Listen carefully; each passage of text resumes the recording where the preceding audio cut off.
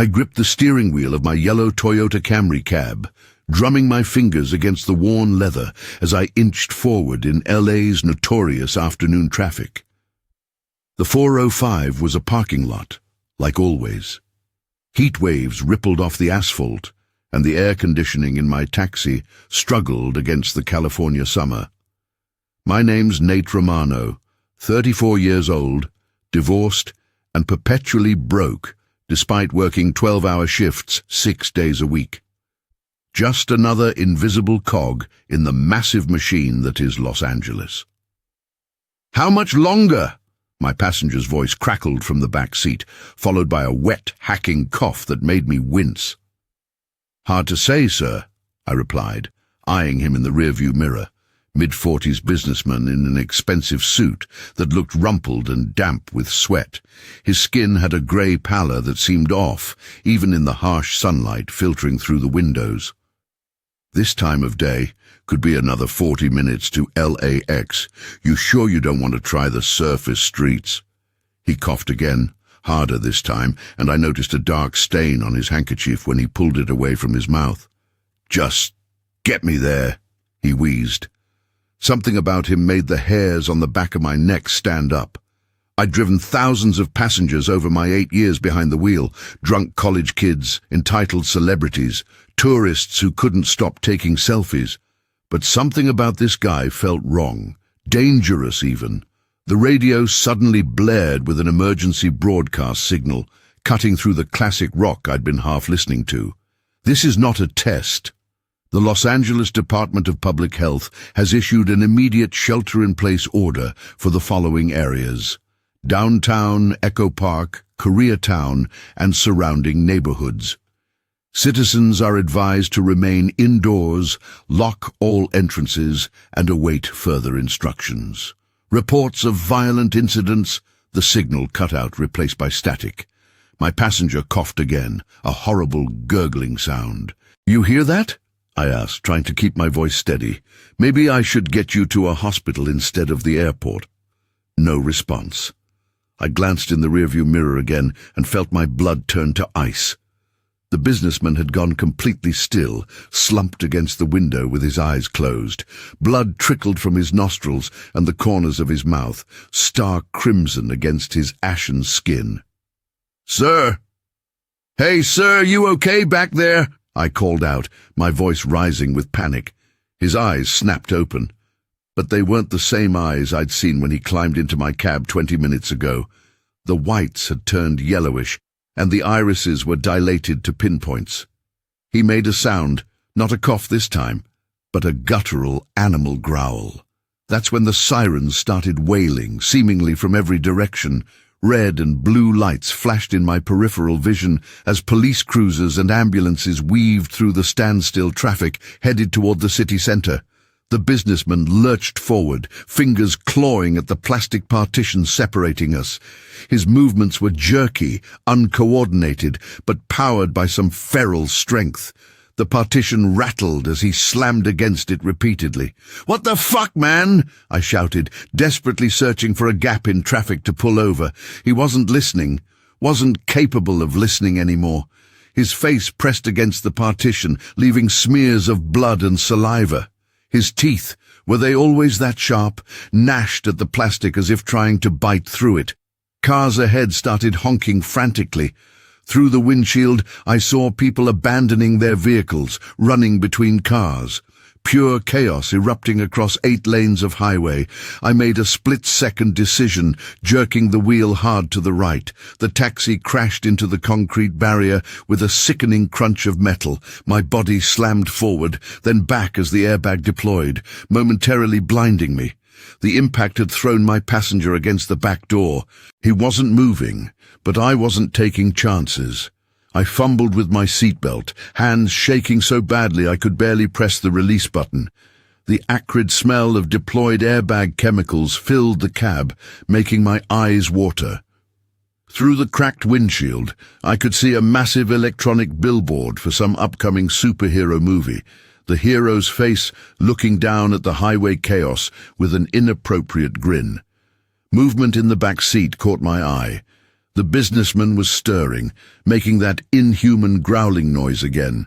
I finally freed myself from the seatbelt and scrambled to unlock my door, throwing it open and practically falling onto the highway. My knee hit the asphalt hard, sending a jolt of pain up my leg, but adrenaline pushed me to my feet. All around me was pandemonium, people running, screaming, cars sitting empty, doors flung wide open. In the distance, toward downtown, black smoke billowed into the sky from multiple locations. The wail of sirens was constant now, a soundtrack to whatever nightmare was unfolding. My passenger, or whatever he'd become, was clawing at the inside of the taxi door now, leaving bloody streaks on the window. The door handle moved up and down as he figured out the mechanism. I backed away, bumping into an abandoned SUV. That's when I noticed I wasn't the only one dealing with this insanity. 2 lanes over, a woman was backing away from a teenage boy who moved with the same jerky, unnatural gait as my passenger. The boy's t-shirt was soaked with blood around a vicious-looking bite wound on his shoulder. The woman tripped over a discarded suitcase and fell. The boy was on her in seconds, teeth tearing into her exposed forearm as she screamed. I couldn't process what I was seeing. My brain kept trying to find rational explanations, but there weren't any. This was like something out of a horror movie. This couldn't be real. The businessman finally figured out the door handle. He tumbled out of the taxi, landing on all fours like an animal. His expensive suit was torn and stained with blood and other fluids I didn't want to identify. When he raised his head, his eyes locked onto me with predatory focus. I ran. There was nothing else to do. I abandoned my taxi and ran along the shoulder of the highway, weaving between stopped cars and panicked people. Behind me, I heard the wet, ragged breathing of the businessman as he gave chase. He wasn't fast, but he was relentless, and he wasn't alone. All along the highway, similar scenes were playing out. People running from others who moved wrong, looked wrong, seemed consumed by some violent madness. I spotted an access ladder leading down from the elevated highway to the street below. Without hesitation, I swung myself over the concrete barrier and began climbing down. My hands slipped on the metal rungs, slick with sweat and fear. Above me, faces appeared at the edge of the highway, the businessman, and now 2 others with the same sickly appearance. They growled and reached down, unable to figure out how to follow. My feet hit the pavement and I looked around wildly, trying to orient myself.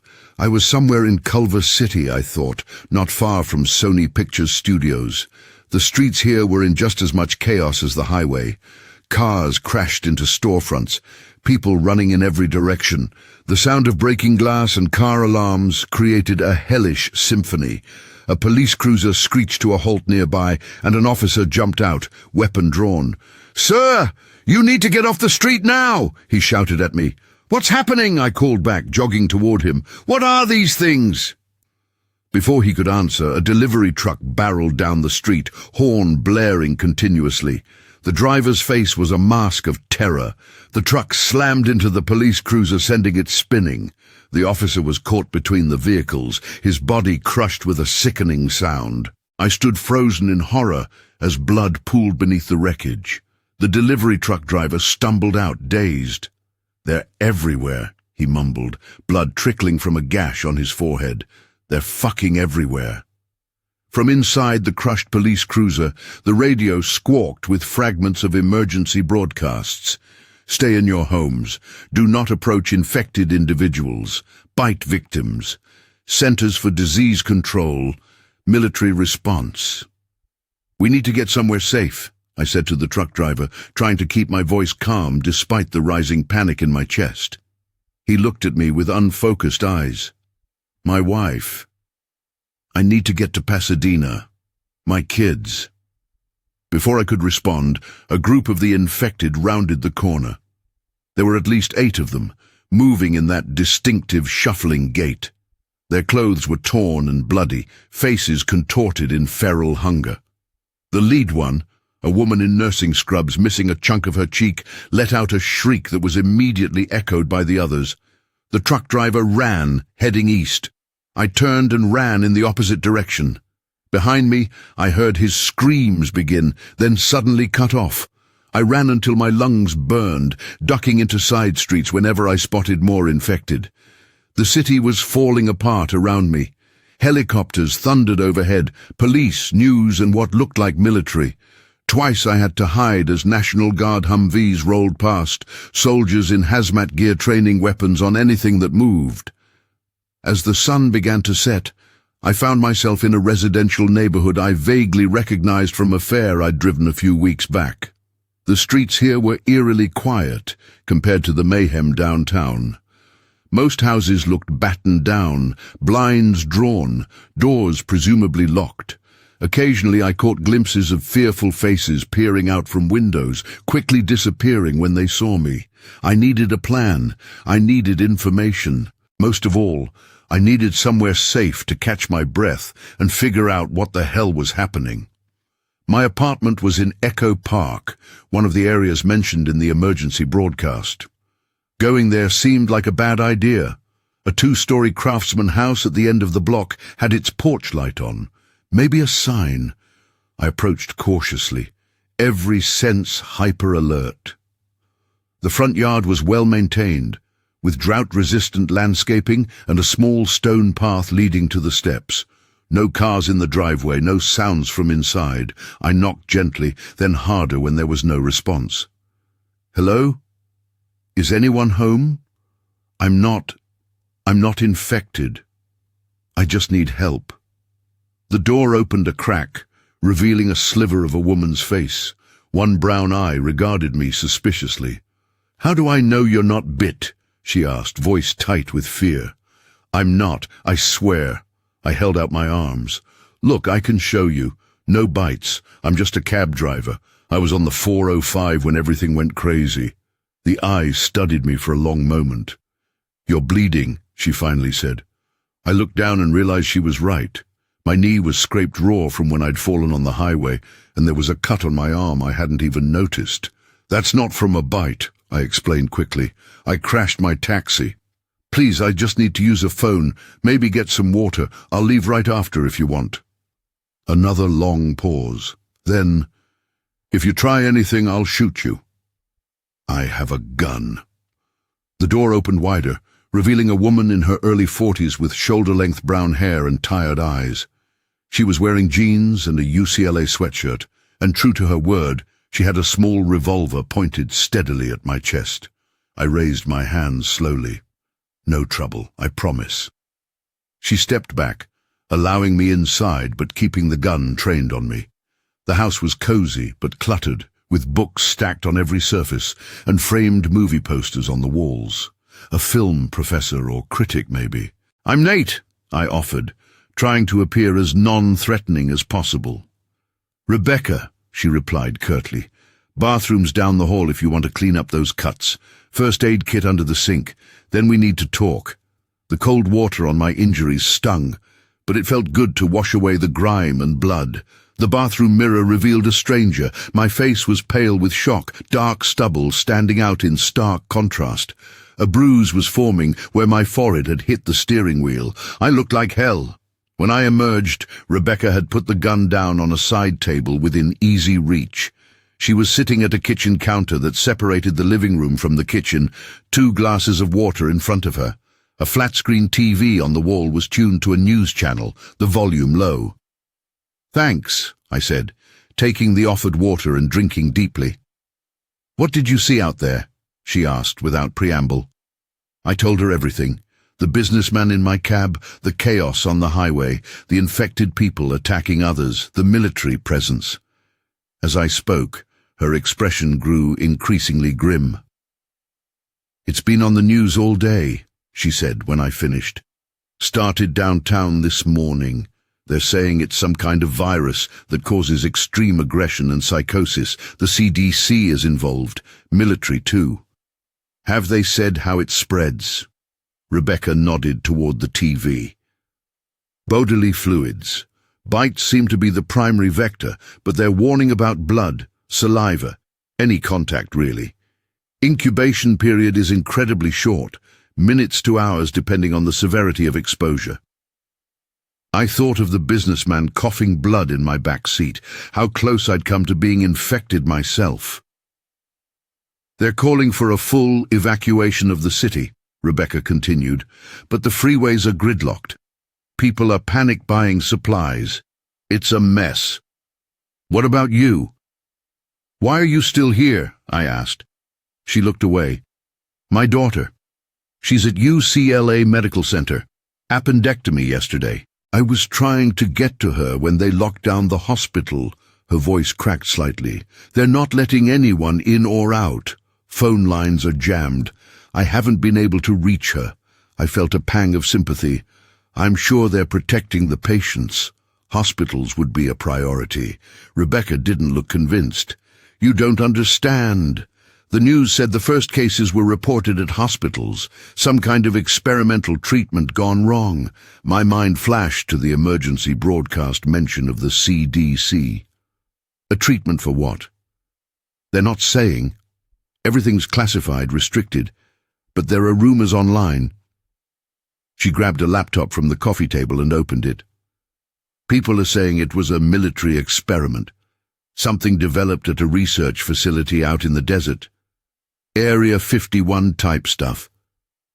I would have laughed at the conspiracy theory just hours ago. Now, having seen what I'd seen, nothing seemed too far-fetched. "Any word on a cure? Or vaccine?" Rebecca shook her head. "Nothing yet. The official line is containment protocol, which seems to be code for shoot the infected on sight." We both fell silent, watching the news footage of National Guard checkpoints being established around the city perimeter. The crawler at the bottom of the screen displayed an ever-increasing infection count and death toll. "You can stay here tonight if you need to," Rebecca finally said. "Couch is comfortable enough. Not sure it's safe for anyone to be out after dark." I wanted to refuse, to say I'd find my own way, but the truth was I had nowhere else to go. "Thank you," I said instead. "I appreciate it." She nodded, then tensed as a series of loud bangs echoed from outside, gunshots close by. "Get away from the windows," she whispered, grabbing her revolver. She killed the lights, plunging the house into darkness save for the blue glow of the television. We crouched behind the kitchen counter, listening. More gunshots, then shouting. A car engine revving, tires squealing, then silence. "It's spreading fast," Rebecca murmured. "By morning—" She didn't finish the thought. She didn't have to. I didn't sleep much that night, dozing fitfully on Rebecca's couch while she took the armchair, gun in her lap. Every sound from outside jolted me awake, distant screams, occasional gunfire, and once the distinctive growl of the infected right outside the house. We held our breath as shuffling footsteps passed by the front door, only releasing it when the sounds faded away. Morning brought no relief. The news was worse. The infection had spread beyond Los Angeles to neighboring cities. The death toll was in the thousands now. Martial law had been declared across Southern California. The president was scheduled to address the nation at noon. "I need to try to reach the hospital," Rebecca said as we shared a meager breakfast of granola bars and bottled water. "My daughter, Emma. I have to know if she's okay." I understood her desperation, but the footage on TV showed the streets were even more dangerous now. "We should wait for help," I argued. "The military is evacuating civilians to safe zones. UCLA might be one of them." Rebecca shook her head stubbornly. "I've been trying to call for hours. Nothing's getting through. I can't just sit here not knowing." Before I could respond, the power went out. The television died mid-broadcast, and the refrigerator's hum fell silent. Rebecca tried the lights. Nothing. "Perfect," she muttered. "Just perfect." I peered through a gap in the blinds. Other houses on the street appeared dark as well. "Looks like it's the whole neighborhood at least." Rebecca checked her phone. No signal either. They must be shutting down the infrastructure to control information flow. Her voice had a hard edge to it now. "Typical government playbook. I wasn't sure if it was intentional or just the result of damaged power stations, but arguing seemed pointless. If we're going out there, we need a plan. And weapons. That little revolver won't hold off a crowd of infected. For the first time, Rebecca looked uncertain. I've got 6 rounds, and no more ammunition. Any neighbors we could team up with? Safety in numbers? She shook her head. Most of them evacuated yesterday. The Millers next door have a shotgun, but they're hardcore doomsday preppers. They wouldn't even open the door for me. I thought for a moment. What about cars?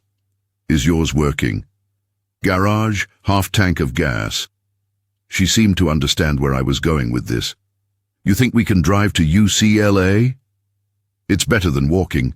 Roads might be clearer now that the initial panic has died down. It was wishful thinking, but we needed some hope to cling to. We spent the next hour gathering supplies, water bottles, non-perishable food, a first aid kit, flashlights, batteries. Rebecca found me a baseball bat from her garage, Emma's, she played in high school, and took a kitchen knife for herself, in addition to the revolver. The street was deserted when we emerged, Rebecca's Toyota Corolla loaded with our meager supplies. The silence was unnerving. No birds, no distant traffic, not even the usual hum of air conditioners that formed the background noise of Los Angeles summers, just eerie, complete silence. I'll drive, I offered. You navigate and keep watch. Rebecca nodded, handing me the keys with reluctance. I could tell she was used to being in control, but right now, with her daughter's life potentially at stake, she was willing to accept help. We pulled out slowly, keeping the engine noise as low as possible. The plan was to take side streets as much as we could, avoiding main thoroughfares where abandoned cars and infected might be concentrated. UCLA Medical Center was about 10 miles away, normally a 40-minute drive in LA traffic, but in these circumstances, who knew? The first few blocks were clear, unnervingly so. Empty cars lined the streets, some with doors still open. Trash and personal belongings were scattered across lawns and sidewalks, evidence of people fleeing in haste. We passed a playground where a child's backpack lay next to an overturned tricycle. "Turn left at the next intersection," Rebecca instructed, her eyes constantly scanning our surroundings. "We can cut through palms to Westwood." I followed her directions, maintaining a steady speed of about 20 miles per hour, fast enough to escape trouble if needed, slow enough to navigate around obstacles and react to threats. As we approached a small strip mall, Rebecca suddenly grabbed my arm. "Stop the car." I hit the brakes, looking where she was pointing. A pharmacy on the corner had its windows smashed. "We should check for medications," she explained. "Antibiotics, painkillers, anything that might help if we get injured." It made sense, but I was reluctant to stop. "It's probably cleaned out already. We have to try. Emma might need medication when we find her." The determination in her voice convinced me. I pulled into the parking lot, positioning the car for a quick getaway. "I'll go. You keep the engine running." Rebecca shook her head. "We go together. I'm not letting you disappear in there. Someone needs to watch the car. Our supplies are worthless if we get separated." Her tone left no room for argument. We stick together. We compromised. I would check the pharmacy while she stood guard at the entrance, revolver ready. The store's interior was a disaster zone. Shelves overturned, products scattered across the floor, dried blood splattered on the white tile. The pharmacy counter at the back had been ransacked, empty bottles littering the area. I picked my way through the debris, baseball bat gripped tightly. Most medications were gone, as expected, but I managed to find some antibiotics that had fallen behind a counter, along with a few blister packs of pain relievers. I stuffed them into my pockets. "Hurry up!" Rebecca called from the entrance, her voice tight with anxiety. "Almost done," I replied, grabbing some bandages and antiseptic spray from a toppled display. That's when I heard it. the wet, rattling breathing that had haunted my dreams last night. I froze, listening intently. It was coming from behind the pharmacy counter. I should have left immediately, should have run back to Rebecca and the relative safety of the car. But something made me look. Morbid curiosity, maybe, or the irrational hope that I'd find a survivor who could tell us more about what was happening. I peered over the counter and immediately recoiled. A pharmacy technician in a white coat lay sprawled on the floor, chest rising and falling with labored breaths. His skin had the same greyish tint as my passenger from yesterday, eyes yellowed and unfocused. A massive bite wound on his neck had turned the collar of his coat crimson. He sensed my presence, his head turned, those terrible eyes fixing on me. His mouth opened, revealing blood-stained teeth. He wasn't fully turned yet. The transformation was still happening. But it was close enough. I backed away as he struggled to rise, limbs jerking unnaturally. "We've got company," I called to Rebecca, trying to keep my voice calm. "Time to go." She appeared at the end of the aisle, saw what was happening, and raised her revolver. "Is he?" "Yes, but not completely, not yet." The pharmacy tech was on his feet now, swaying unsteadily. A rattling growl escaped his throat as he stumbled toward us. "Save your bullets," I said, gripping the baseball bat tighter. "We might need them later." I approached the infected man, keeping the counter between us. He lunged suddenly, faster than I expected, hands grasping at air as I jumped back. I circled around, trying to find an angle that would let me reach the exit without getting too close. "Nate, behind you!" Rebecca shouted. I spun around to see another infected, this one fully turned, charging down the aisle toward me. A middle-aged woman in jogging clothes, her face a mask of dried blood and torn flesh. I swung the bat reflexively, catching her in the shoulder. The impact sent her sprawling into a display of sunscreen. "Go!" I shouted to Rebecca, who was now covering both infected with her revolver. "Get to the car!" She backed toward the entrance, keeping her weapon trained on the threats. I followed, walking backward, bat held ready. The pharmacy tech had rounded the counter now and was gaining coordination with each passing second. The jogger was already back on her feet, that inhuman growl emanating from her ruined throat. We reached the entrance, sunlight momentarily blinding me. As my eyes adjusted, I registered a new sound, car engines, multiple, and getting closer. "Someone's coming," I said, turning toward the parking lot. "Maybe help?" The words died on my lips. 3 pickup trucks were speeding into the parking lot, modified with steel plates welded over the windows and razor wire wrapped around the front bumpers. Men in tactical gear stood in the truck beds, wielding an assortment of weapons, shotguns, rifles, even a flamethrower. "Get down!" I grabbed Rebecca and pulled her behind a concrete pillar as the truck screeched to a halt, forming a semicircle around the pharmacy entrance. "What do we do?" Rebecca whispered, eyes wide with terror. Before I could answer, a voice boomed through a megaphone. "Attention survivors! This area is now under the protection of the Western Alliance. Surrender your weapons and supplies, and you will be granted safe passage." I peered around the pillar. About a dozen men had deployed from the trucks, forming a perimeter. They didn't look like military or police. Their gear was mismatched, their weapons a hodgepodge of civilian and law enforcement models. Some wore police tactical vests, others hunting camo. All had red bandanas tied around their arms. "Raiders," I whispered to Rebecca. "They're using the chaos to loot and terrorize survivors." Her grip tightened on the revolver. "What do they want with us?" "Our car, our supplies, maybe worse." I didn't elaborate on what worse might entail. I didn't need to.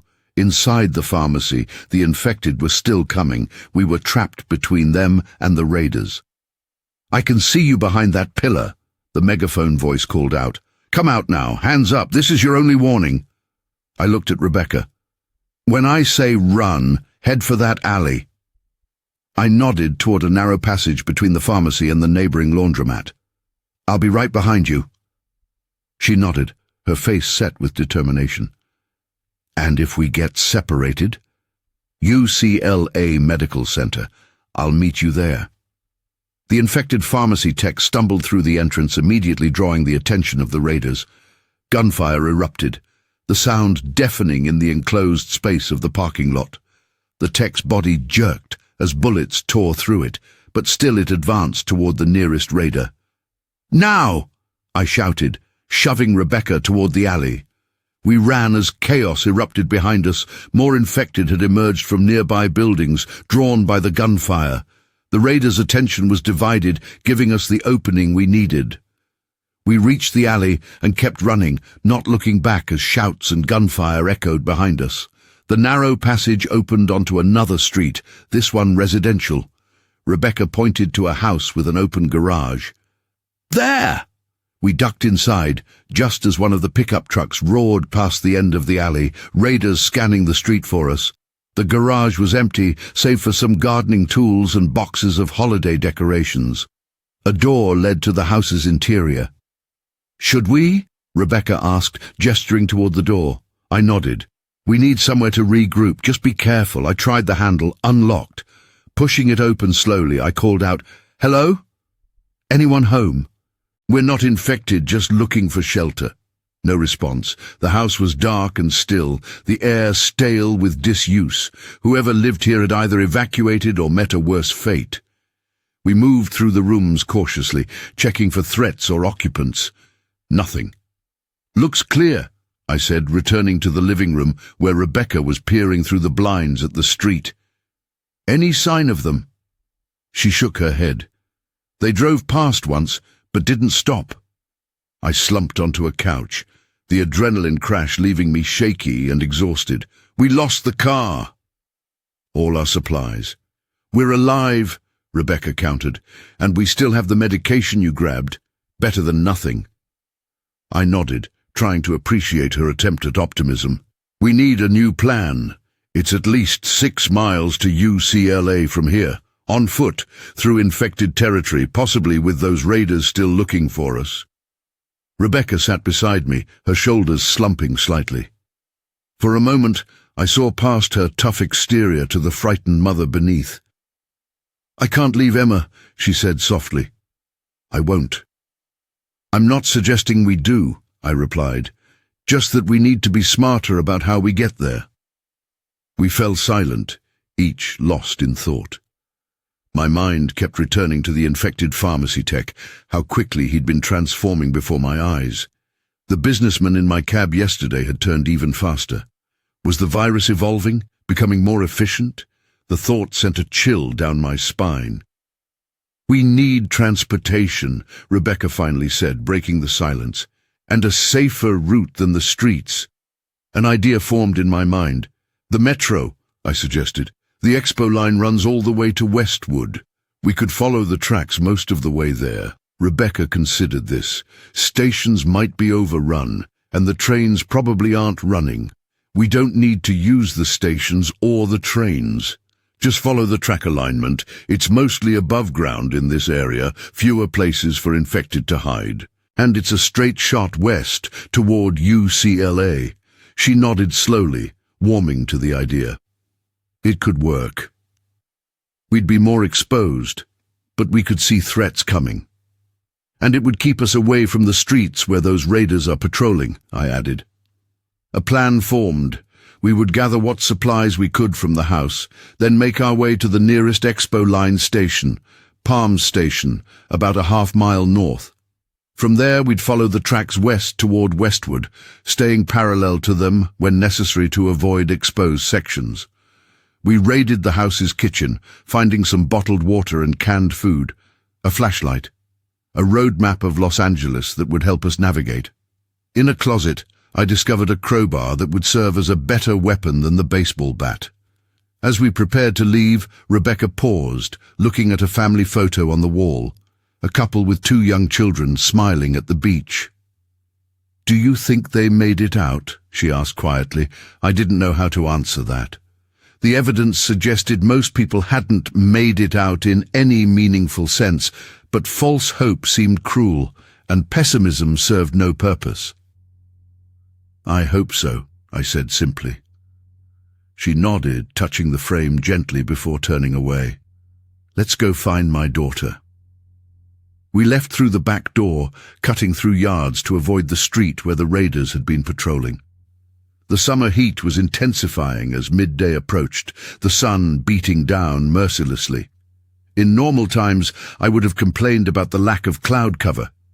Now, the clear visibility was our ally, helping us spot threats from a distance.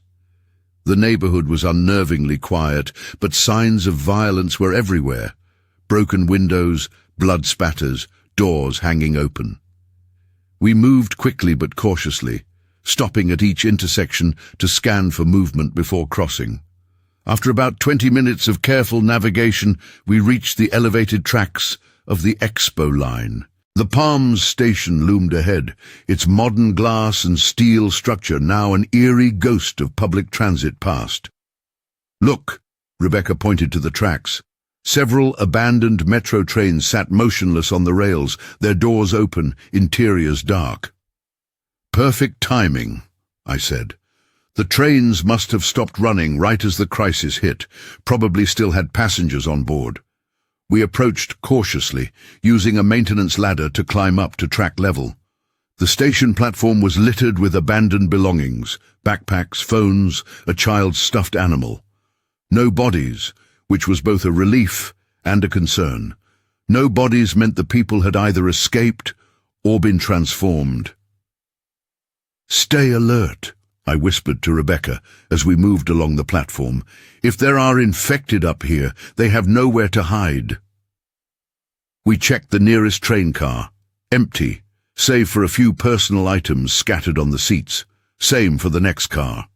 We continued this way through the entire train, finding nothing but abandoned possessions. "Looks clear," I said, returning to the platform where Rebecca kept watch. "We can follow the tracks west from here. Should be a straight shot." She nodded, but her expression had grown more strained. "We're burning daylight. It'll take hours to reach UCLA at this rate." "We'll get there," I assured her, though I shared her concern. Walking along exposed train tracks in zombie-infested Los Angeles was not how I'd planned to spend my day, but it was better than the alternatives. We began our journey west, walking along the maintenance pathway beside the elevated tracks. The height gave us a commanding view of the surrounding neighborhoods. And what we saw was devastating. Fires burned unchecked in several areas, streets were clogged with abandoned vehicles, and movement, constant shambling movement as the infected wandered aimlessly, occasionally converging on something that caught their attention. "There must be thousands of them," Rebecca murmured, looking out over the landscape of the infected city. "Try not to think about it," I replied, though I couldn't tear my own eyes away from the apocalyptic scene. "We just need to focus on reaching UCLA." We continued in silence, each lost in our own thoughts. The sun beat down relentlessly, and our water supply was limited. We rationed it carefully, taking small sips when absolutely necessary. After about an hour of walking, the elevated track began to descend toward ground level as we approached the Sepulveda station. This would be the most dangerous part of our journey, moving from the relative safety of the elevated tracks to street level, where the infected roamed in greater numbers. "We should rest a bit before attempting this section," I suggested, nodding toward a maintenance shed perched at the point where the track began its descent. Rebecca looked reluctant, but nodded. 15 minutes, no more. The shed was unlocked, its interior hot, but offering welcome shade. We sat on the concrete floor, sipping water and sharing a granola bar I'd found in the house. "Tell me about Emma," I said, hoping to distract Rebecca from our dire situation. A small smile touched her lips for the first time since I'd met her. "She's brilliant. Pre-med at UCLA. Wants to be a neurologist." Pride softened her features. "She's always been determined. When she was 6, she set up a hospital for neighborhood pets and charged $1 for checkups." I smiled, picturing a miniature version of Rebecca with a toy stethoscope. "She sounds wonderful." She is. Rebecca's smile faded. When her appendix started bothering her 2 days ago, she tried to diagnose herself, said it was just stress from finals. I had to practically drag her to the ER. She let out a shaky breath. If I hadn't. You did, I said firmly. And now we're going to find her. She nodded, blinking back tears. Your turn. Anyone waiting for you somewhere? I shook my head. Ex-wife in Phoenix. We haven't spoken in years. I paused, realizing how pathetic that sounded. My sister's in San Diego with her kids. We talk sometimes. Rebecca studied me thoughtfully. Just the taxi, then. That's your life? I should have been offended, but it was a fair question. Pretty much. Wasn't always the plan. I came to LA to be a screenwriter, if you can believe that. Typical cliché. What happened? I shrugged. Reality. Bills. The taxi job was supposed to be temporary, just until I sold a script, 8 years later. I gestured vaguely at our surroundings, as if the zombie apocalypse was somehow the natural culmination of my failed dreams. Rebecca looked like she wanted to say something else, but suddenly tensed, holding up a hand for silence. I listened too, hearing what had alerted her, voices, human voices, coming from below the tracks. We moved to the shed door, peering out cautiously. From our vantage point, we could see a group of people moving along the street that ran beneath the train tracks. Not infected. They moved with purpose, carried weapons, communicated with each other. Raiders, Rebecca whispered. I squinted, trying to make out details. No red bandanas. Different group. I counted at least 8 individuals, a mix of men and women in civilian clothes, armed with everything from hunting rifles to baseball bats wrapped in barbed wire. They moved in formation, covering each other, clearly experienced. Should we call out to them? Rebecca asked. They might help us. I hesitated. In normal circumstances, finding other survivors would be a godsend. But these weren't normal circumstances. The raiders had taught us that not everyone had maintained their humanity when society crumbled. Let's watch first, I suggested. See what they do. We observed as the group methodically checked buildings along the street, 2 members always standing guard while others entered. They emerged from each location carrying supplies, food, medicine, weapons, ammunition, which were handed off to a woman who recorded everything in a notebook. Organized, efficient. They're scavenging, I said, but they seem disciplined. As we watched, the group suddenly went on alert, weapons raised. From around a corner shambled 3 infected, drawn by the noise perhaps. Without hesitation, the scavengers dispatched them, clean headshots from a distance, no wasted ammunition. Military, Rebecca murmured, or ex-military. Look at how they move. She was right. These weren't opportunistic raiders or panicked civilians. These were trained individuals with a mission. I'm going to try to contact them, I decided. Stay here. Keep the gun ready just in case. Be careful, Rebecca warned, but didn't try to stop me. I stepped out of the shed and moved to the edge of the platform where I'd be visible from the street. Hello down there, I called, keeping my voice controlled but loud enough to carry. We're survivors, not infected. We need help. The response was immediate, and not what I'd hoped for. The scavengers scattered for cover, weapons trained on my position. "Hands up! Don't move!" came the shouted command. I complied instantly, raising my hands high. "Not armed! Just looking for help." A tense moment passed. Then a woman's voice called up, "How many with you?" "Just one other. A woman. We're trying to reach UCLA Medical Center. Her daughter is there." There was a brief conference among the scavengers that I couldn't hear. Then, "Stay where you are." "We're coming up." 2 of the group broke off, heading toward the station access point. The others maintained their vigilant perimeter watch. "What's happening?" Rebecca had come to the doorway, revolver held low but ready. "They're coming up to talk," I replied. "Put the gun away. Let's not appear threatening." She hesitated, then tucked the revolver into her waistband, covering it with her sweatshirt. "I don't like this." "Me neither, but we need allies, and they're clearly capable." Minutes later, two figures appeared on the platform, a man and a woman, both in their 30s, both carrying assault rifles with practiced ease. The woman had short-cropped hair and moved with the confident bearing of someone accustomed to command. The man was taller, with a full beard and watchful eyes that never stopped scanning our surroundings. "I'm Captain Eliza Reyes, California National Guard," the woman introduced herself crisply. "This is Sergeant Davenport. State your names and purpose." I was momentarily stunned by the formal military introduction. "Nate Romano. This is Rebecca." I realized I didn't know her last name. "Weiss," Rebecca supplied. "Rebecca Weiss. My daughter Emma is at UCLA Medical Center. She had surgery before all this. We're trying to reach her." Captain Reyes exchanged a glance with Sergeant Davenport. Something unspoken passed between them. "UCLA is a hot zone," Reyes stated flatly. "One of the worst in the city."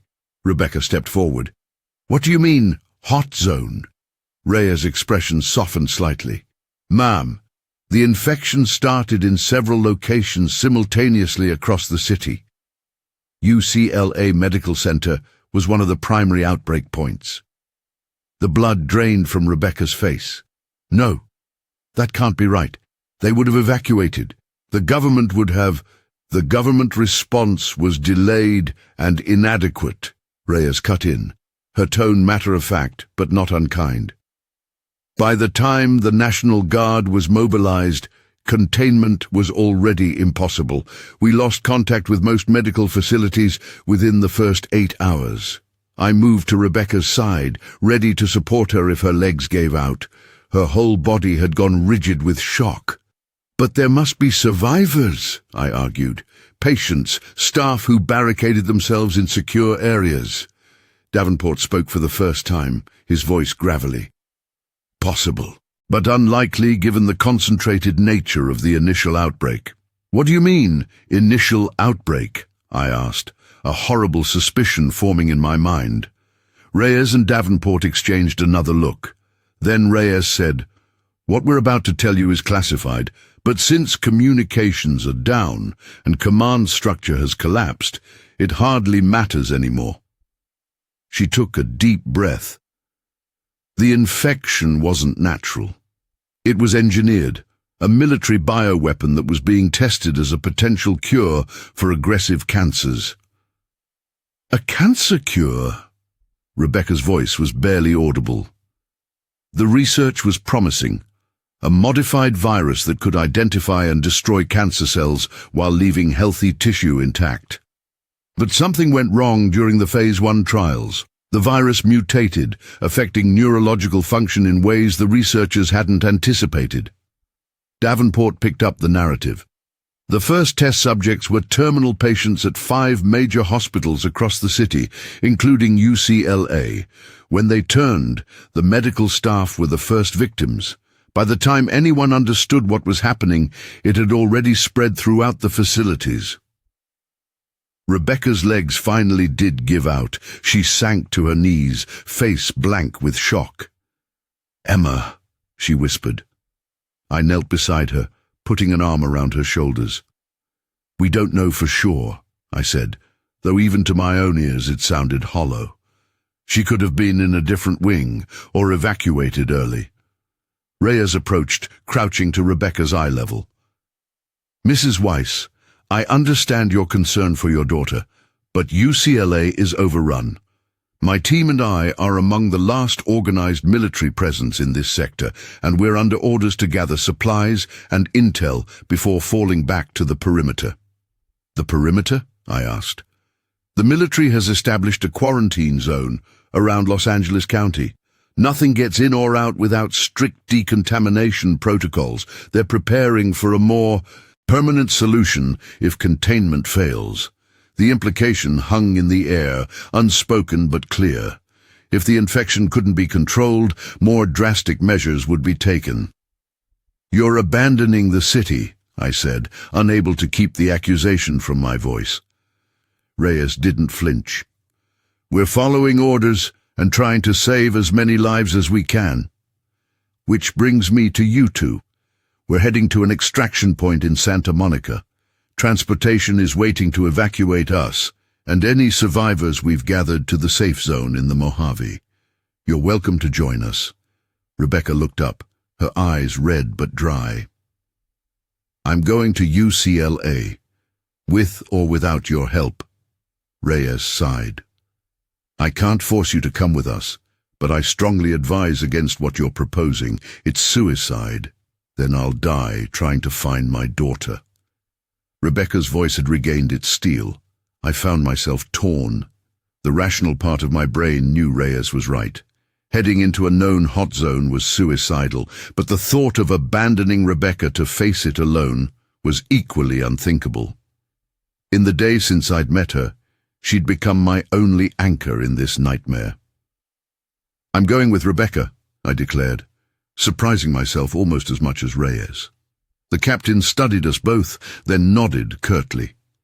Your choice, but we can't spare personnel or supplies for what amounts to a suicide mission.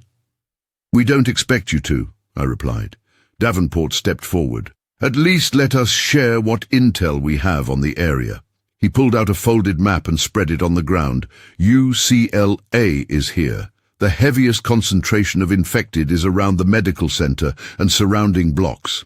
The military established a forward operating base here at the football stadium, but we lost contact with them yesterday. Rebecca studied the map intently. So, if we approach from the south, through the residential neighborhoods.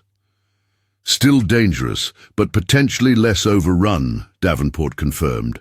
If, and it's a big if, your daughter survived, survivors would likely hole up in defensible locations with access to supplies.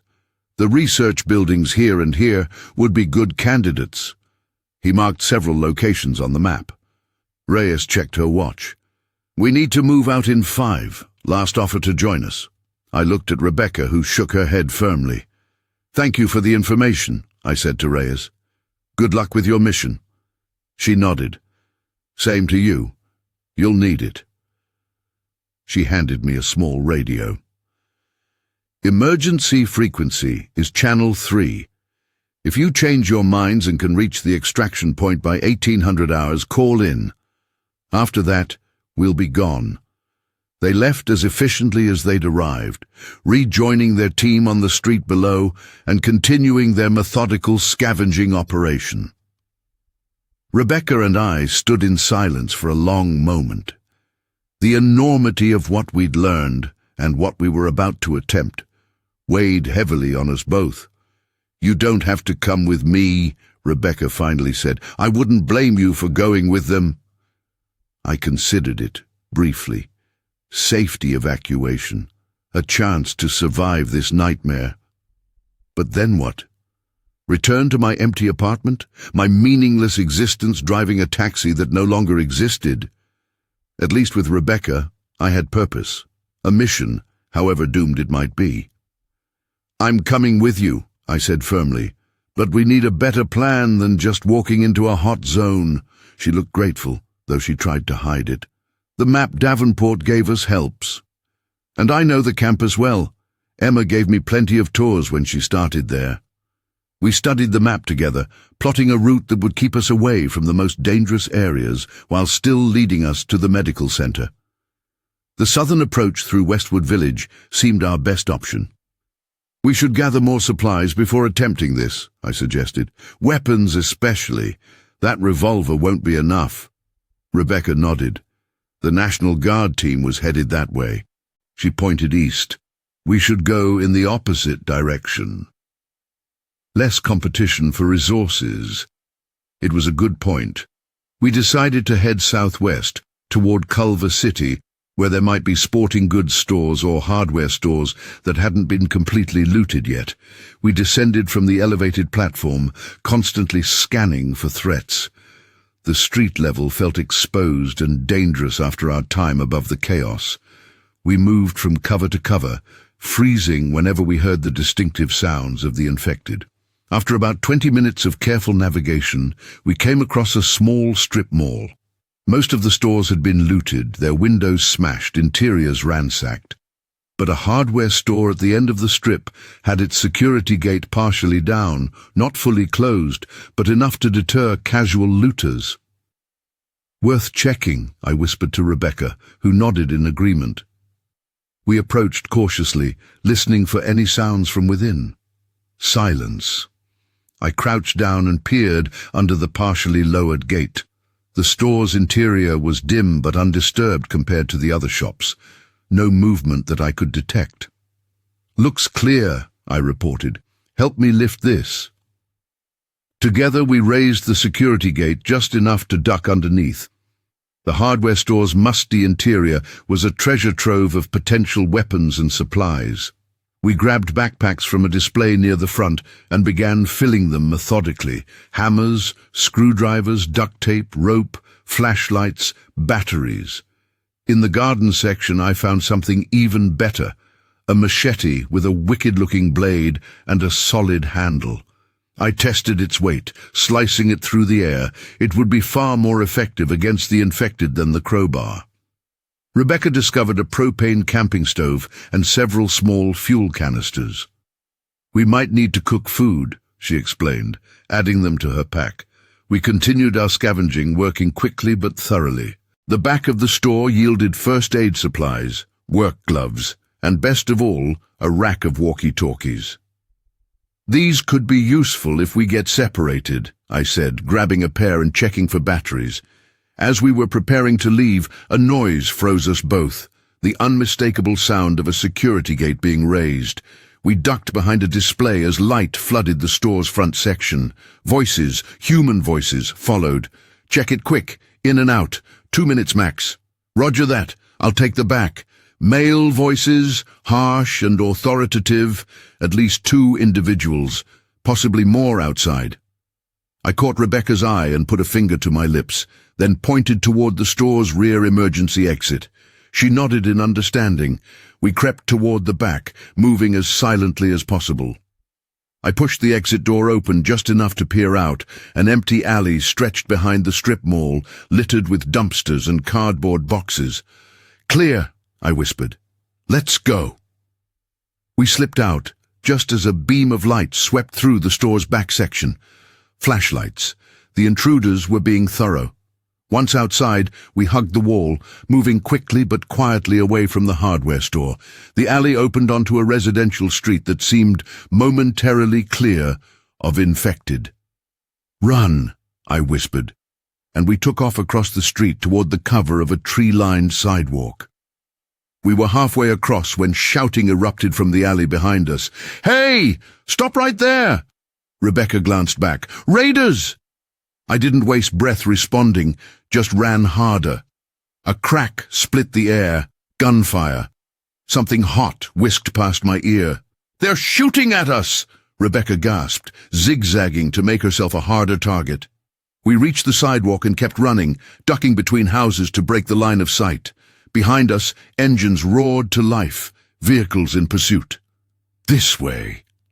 I grabbed Rebecca's arm, pulling her down a narrow passage between 2 houses. We emerged into a backyard with a tall wooden fence. No time for subtlety. I kicked at a loose board until it splintered, creating an opening barely wide enough for us to squeeze through. On the other side was another residential street, this one with more abandoned cars providing potential cover. We darted from vehicle to vehicle, trying to put distance between ourselves and our pursuers. The sound of engines grew louder again. They were circling the block, trying to cut us off.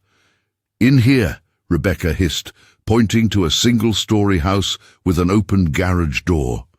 We ducked inside, pressing ourselves against the wall as a pickup truck roared past the driveway, raiders standing in the bed, scanning the street. We waited, hardly daring to breathe, until the sound of engines faded into the distance. Only then did I realize I was bleeding. A graze across my upper arm where one of the bullets had come closer than I'd thought. Rebecca noticed it too. "Let me see that." Her tone was all business as she examined the wound. "Just a graze. You're lucky. She pulled a first aid kit from her pack and quickly cleaned and bandaged the injury.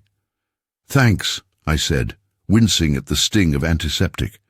Those raiders are persistent. They want our supplies, she finished securing the bandage, and they don't like witnesses. I nodded grimly.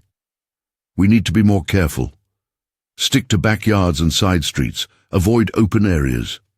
Rebecca checked her watch. It's already past 3. At this rate, we won't reach UCLA before dark. The thought of navigating zombie-infested streets at night was chilling. We might need to find somewhere to hole up, continue in the morning. She looked like she wanted to argue, but nodded reluctantly. You're right. We won't help Emma if we're dead. We spent the next hour moving cautiously westward, using the map Davenport had given us to plot a route that balanced speed with safety. The residential neighborhoods of Westwood were less densely populated with infected than the main thoroughfares, but they were still present, shambling figures that jerked to attention at any sound, their diseased brains registering only the primal instinct to feed. We avoided them when possible, dispatched them quietly when necessary. Rebecca proved surprisingly adept with the revolver, making every bullet count with precise headshots. I became grimly efficient with the machete, learning that the infected went down permanently only with significant brain damage. As the sun began to dip toward the horizon, painting the sky in deceptively beautiful hues of orange and pink, we found ourselves in an affluent neighborhood of large homes with manicured lawns, now overgrown after just days without care. We should find one of these to secure for the night, I suggested. Something with good visibility and multiple exits. Rebecca pointed to a 2-story Spanish-style home on a corner lot. That one has a second-floor balcony. Good vantage point. We approached cautiously, checking windows and doors for signs of forced entry. The house appeared untouched, perhaps too far from major roads to attract looters or raiders. The front door was locked, but a side window had been left slightly ajar. I pried it open further, and we climbed inside, finding ourselves in a spacious kitchen with high-end appliances and granite countertops. "Hello?" I called softly, not wanting to be surprised by occupants, living or otherwise. No response. We conducted a methodical room-by-room search, starting with the ground floor. The house was empty, though signs of a hasty departure were everywhere. Drawers left open, a suitcase half-packed on a bed, family photos still hanging on walls. "Looks like they tried to evacuate but left in a hurry," Rebecca observed, picking up a framed photo of a family, mother, father, teenage son, and a golden retriever. "Let's hope they made it out," I said, though we both knew the odds were slim. We secured the house as best we could, locking doors and windows, drawing curtains to prevent light from being visible from outside. The electricity was off, but the water still ran, albeit with low pressure. We both took the opportunity to wash up, removing days of grime and dried blood. In the kitchen, we found canned goods and bottled water, supplementing our own supplies. As darkness fell, we ate a cold dinner by the light of our flashlights, kept low and partially covered to minimize visibility. "The medical center is about 2 miles northwest of here," Rebecca said, studying the map. "If we leave at first light, we could be there by mid-morning." I nodded. "We should take turns keeping watch tonight." 4-hour shifts? She agreed, volunteering for the first watch. I was too exhausted to argue, making my way to a couch in the living room that offered a clear view of both the front door and the stairs. I was asleep almost instantly, the machete clutched to my chest. Dreams came, chaotic, blood-soaked visions of the businessman from my taxi, his teeth elongated into fangs, his eyes burning with feral hunger. I ran through endless Los Angeles streets, always pursued, always just a step ahead of snapping jaws and clutching hands. I awoke with a gasp to find Rebecca shaking my shoulder gently. "Your turn," she whispered, "all quiet so far." I nodded, taking the revolver she handed me. "Get some rest. I'll wake you at first light." She disappeared upstairs, choosing a bedroom that overlooked the front yard. I took up position at the living room window, peering through a gap in the curtains at the dark street beyond. The night was eerily quiet. No distant traffic, no helicopter rotors, none of the ambient noise that typically filled Los Angeles nights. Just occasional shuffling footsteps as infected wandered aimlessly, and once the distant crack of gunfire followed by screams that were cut short too abruptly. The hours crawled by. I kept myself alert by planning our route for tomorrow, visualizing the path we'd take, anticipating potential obstacles. Occasionally I'd pace the house, checking windows and doors to ensure our security hadn't been compromised. Around 4 a.m., as the darkest part of night gave way to pre-dawn grey, I heard a new sound, the low rumble of heavy vehicles, lots of them moving with purpose.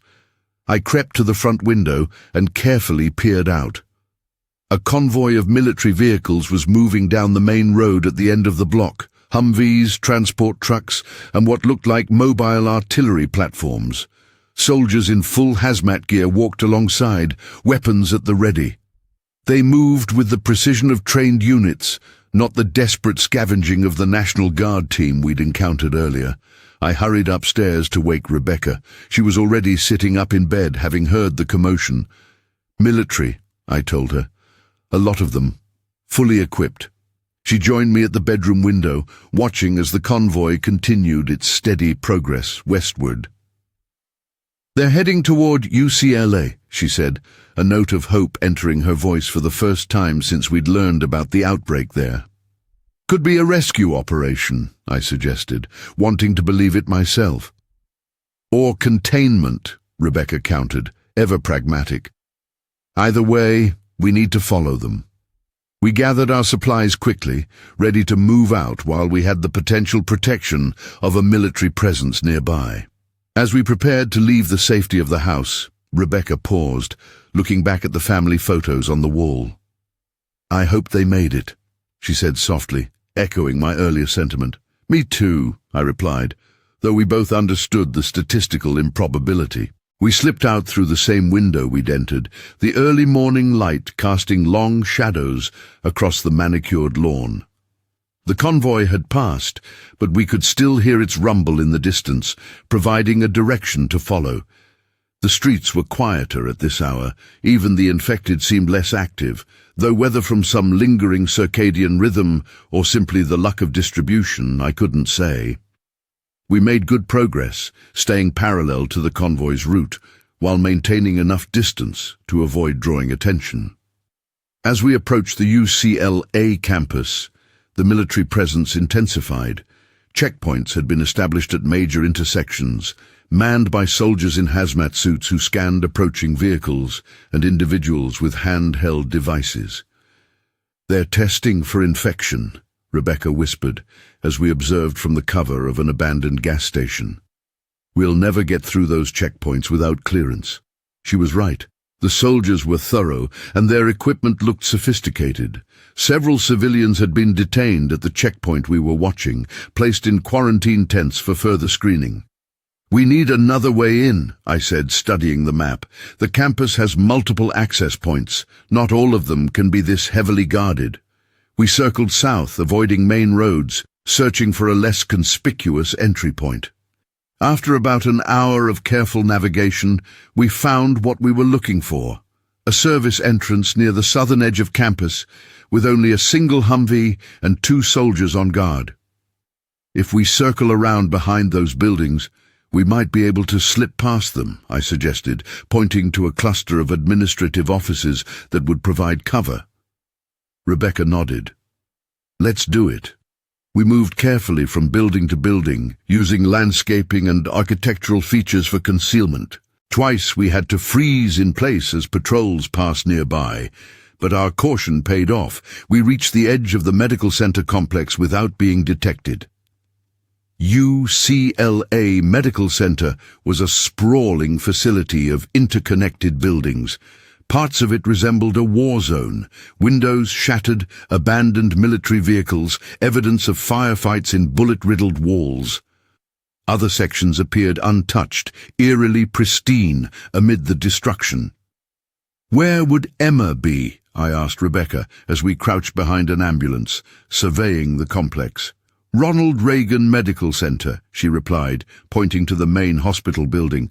"5th floor, East Wing, surgical recovery. I studied the building, multiple entry points, some of which appeared to be barricaded from the inside. Military personnel were stationed at the main entrance, scanning everyone who entered or exited.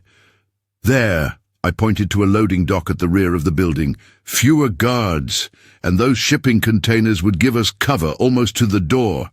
Rebecca nodded. "That's our best shot." We were about to move when the radio Reyes had given us crackled to life. "All military personnel be advised. Operation Firebreak commences at 1200 hours. Evacuation deadline is 1100 hours. This is not a drill. Repeat, Operation Firebreak commences at 1200 hours. Rebecca and I exchanged alarmed glances. "What's Operation Firebreak?" she whispered. I checked my watch, 9:17 a.m. Nothing good, and whatever it is, it's happening in less than 3 hours. The urgency of our mission suddenly intensified. We moved quickly but cautiously toward the loading dock, using the shipping containers for cover as planned. The military presence was lighter here, just 2 soldiers who seemed more focused on the main road than the loading area. We made it to the door without incident. It was locked, but a nearby window had been broken. I cleared the remaining glass with the machete handle, and we climbed through into what appeared to be a storage room filled with medical supplies. The interior of the hospital was a stark contrast to the relative calm outside. Signs of violence were everywhere. Overturned gurneys, blood spattered across walls and floors, medical equipment scattered and broken, and the smell, a sickly sweet odor of decay that made my stomach churn. "Stay close," I whispered to Rebecca, who had gone pale at the sight of so much carnage in the place where her daughter had been a patient. We moved through service corridors, avoiding the main hallways where the risk of encountering infected or military patrols would be higher. Rebecca led the way, her familiarity with the hospital layout proving invaluable. "Stairwell should be just ahead," she whispered, pointing to a door marked with an exit sign. "We need to get to the 5th floor." I tried the door. Unlocked. The stairwell beyond was dark, emergency lighting providing only minimal illumination. We ascended slowly, machete and revolver ready, pausing at each landing to listen for movement above or below. The 3rd floor landing stopped us cold. The door was barricaded from the other side, and sounds emanated from beyond it, the now familiar growls and shuffling of infected, but in greater numbers than we'd encountered before. A lot greater. "Must be contained on that floor," I whispered. "Let's keep moving." We continued upward. The 4th floor door was partially open, light spilling through the gap. I peered through cautiously. The hallway beyond was clear, but showed signs of recent violence. Spent bullet casings littered the floor, and what looked like military barricades had been overrun. "5th floor," Rebecca murmured, her voice tight with anxiety as we reached the next landing. "East Wing would be to the right once we're through." I nodded, taking a deep breath before trying the door. It opened with a slight creak that seemed deafening in the silent stairwell. The corridor beyond was dimly lit by emergency lighting. Medical equipment was scattered everywhere, and dark stains marred the floor and walls. We stepped out cautiously, closing the stairwell door behind us. A sign on the wall indicated directions. East Wing to the right, as Rebecca had said. We moved quietly down the corridor, checking each room we passed. Most were empty, or contained only corpses, medical staff and patients who hadn't been able to escape when the outbreak hit. Rebecca's face had set into a mask of determination, but I could see the fear in her eyes as we approached the East Wing. The double doors leading to it were closed, a makeshift barricade of furniture piled in front of them from our side. Someone was trying to keep something in, not out, I observed, studying the barricade. Rebecca's hand tightened on the revolver. We have to go in.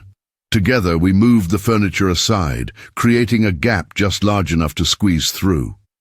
I went first, machete raised, ready for whatever horror awaited us in the surgical recovery ward where Emma had been a patient.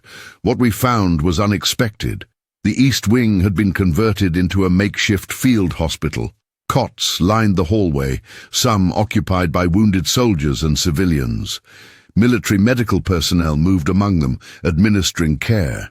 Armed guards stood at intervals, alert but not immediately hostile. We had walked straight into a military triage center. A medic spotted us immediately, raising his rifle. "Hold it right there! How did you get in here?" I raised my hand slowly, gesturing for Rebecca to do the same. "We're survivors, not infected. We're looking for a patient who was here before the outbreak. Emma Weiss, appendectomy, 5th floor recovery." The medic kept his rifle trained on us while calling over his shoulder. "Lieutenant, civilians in the East Wing." A woman in combat fatigues approached briskly, sidearm drawn. "How the hell did you get past the perimeter?" she demanded. Rebecca stepped forward. "Please, my daughter was a patient here. Emma Weiss, 20 years old, admitted 3 days ago for an appendectomy. I need to find her." The lieutenant studied us skeptically. "You came through an infected zone for a patient from before the outbreak? You realize how unlikely it is that she survived?" "I have to know," Rebecca insisted, her voice breaking slightly. "Please." Something in her desperation seemed to reach the lieutenant. She lowered her weapon slightly. "Check them for bites or scratches," she ordered the medic, who approached us cautiously. We submitted to a thorough examination, removing our jackets and rolling up sleeves and pant legs to prove we were uninfected. My bullet graze raised concerns until I explained its origin. "They're clean," the medic finally reported. The lieutenant holstered her weapon with a sigh. "I'm Lieutenant Keller. This wing is the only secure section of the hospital. We evacuated who we could when the outbreak hit, but it was chaos. Most patients were already infected by the time we arrived." Rebecca's face fell, but she pressed on. "Do you have records? A list of evacuees?" Keller nodded reluctantly.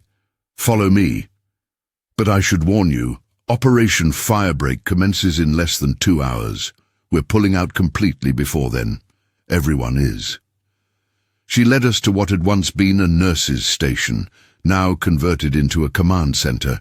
A harried-looking corporal sat at a computer powered by a portable generator. "Pull up the evac records," Keller ordered. "Patient name Emma Weiss, pre-outbreak admission."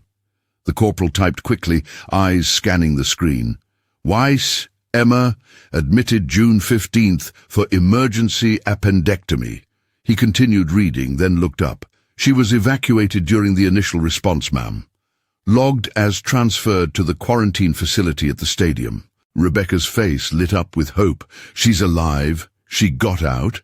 Keller's expression remained guarded. "She was evacuated, yes, but the stadium facility was overrun yesterday morning. We lost contact completely." The hope in Rebecca's eyes dimmed, but didn't extinguish. "So she could still be there? There might be survivors?" "It's possible," Keller admitted reluctantly. "We had reports of personnel and civilians barricaded in secure areas within the facility before communications went down." But she hesitated. "What?" Rebecca demanded. "Operation Firebreak," Keller said grimly. "In approximately 100 minutes, this entire area will be sanitized. Nothing will survive, infected or otherwise." The implication hit me like a physical blow. "Sanitized? You mean?" "I'm not authorized to discuss operational details with civilians," Keller replied stiffly. "But yes, this containment zone and everything in it will be eliminated to prevent further spread of the infection." Rebecca grabbed the lieutenant's arm. "You have to help us get to the stadium. Please, I need to find my daughter before—" Keller removed Rebecca's hand gently but firmly. Ma'am, we're evacuating all remaining personnel and salvageable supplies. Our last transport leaves in 30 minutes. You're welcome to join it. It's your only chance of survival. But we cannot divert resources for a rescue mission to an overrun facility. I'll go alone then, Rebecca declared. Just tell me how to get there.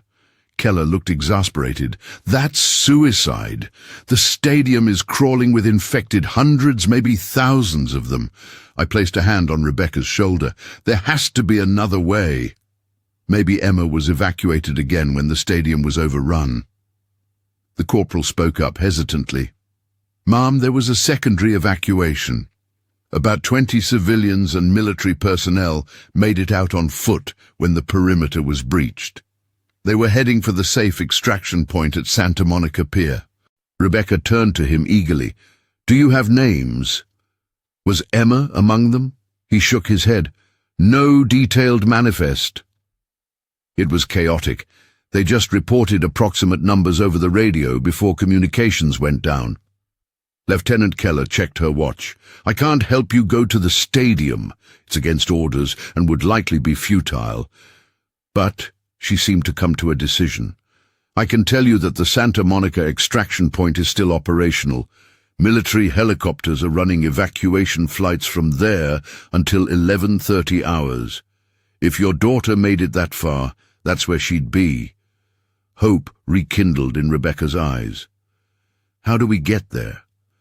Keller pulled out a map, marking a route with a red pen. This is the safest path based on our last recon. Avoid Wilshire completely. It's overrun. Stay south, then approach the pier from Ocean Avenue. She circled our destination. The extraction point is here, at the end of the pier. They're checking all evacuees for infection before loading, so if she's there, she'll be safe. Rebecca studied the map intently, committing it to memory. Thank you. We're leaving in 25 minutes, Keller reminded us. Last chance to get out with military escort. Rebecca looked at me, the question clear in her eyes. I knew what she was thinking. The safer choice was to join the military evacuation. But if Emma had made it to Santa Monica, this might be their only chance to reunite before the sanitization. We'll take our chances with the pier, I said, answering her unspoken question. How long would it take us to get there on foot?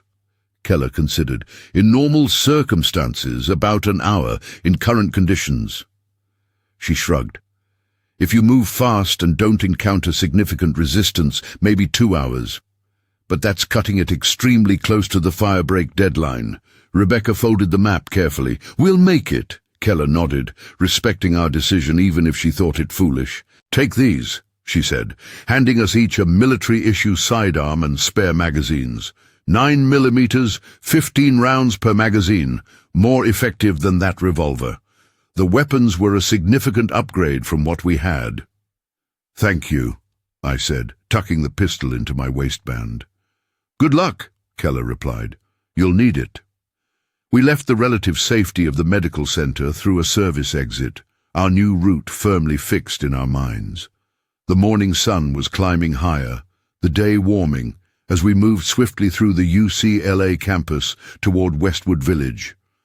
The village itself had been a vibrant center of student life and retail. Now it was a wasteland of looted stores and wandering infected. We skirted its northern edge, moving from building to building, using alleys and service roads to avoid the main thoroughfares where infected congregated in greater numbers. Our new weapons proved their worth almost immediately.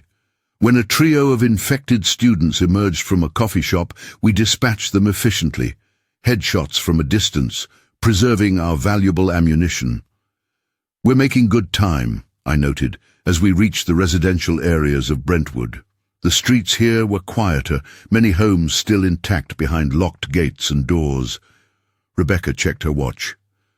Just over an hour until firebreak. We need to move faster. We picked up our pace, jogging when it was safe to do so. The pistols Keller had given us were holstered but ready, the machete still in my hand for silent encounters when noise might draw unwanted attention. As we approached the eastern edge of Santa Monica, the terrain changed. More infected roamed here, many showing signs of advanced decomposition. The virus had reached this area earlier, perhaps. They moved more slowly than the freshly turned, but were no less dangerous in groups. We were forced to detour several times, adding precious minutes to our journey. Rebecca's face grew increasingly tense as she checked her watch compulsively. "We'll make it," I assured her, though my own confidence was waning. The radio crackled again. "All military personnel, Operation Firebreak timeline accelerated. New execution time 11:30 hours. All personnel must clear the containment zone immediately. This is not a drill." Rebecca's face went pale. "They moved it up. We have less than 30 minutes. I checked the map. We're still at least a mile from the pier. We need to run, now." We broke into a full sprint, abandoning caution for speed. The infected we encountered were dispatched quickly if they blocked our path, avoided if possible. Every second counted now. Santa Monica's once picturesque streets blurred as we ran, lungs burning, legs protesting. The ocean came into view as we crested a hill, normally a moment to savor, but now just a milestone in our desperate race. Ocean Avenue stretched before us, lined with palm trees that swayed in the sea breeze, incongruously peaceful. The Santa Monica Pier extended into the Pacific, and even from this distance we could see the military helicopters, massive Chinooks, landing and taking off from the pier's end. "We're going to make it," Rebecca gasped, her pace increasing despite her exhaustion. The avenue was relatively clear of infected, most having been eliminated by military patrols securing the evacuation route. We ran without stopping, the pier entrance growing larger with each passing minute. A military checkpoint had been established at the pier's entrance, concrete barriers, armed soldiers, scanning equipment. A line of survivors waited to be processed, perhaps 50 people hoping for evacuation.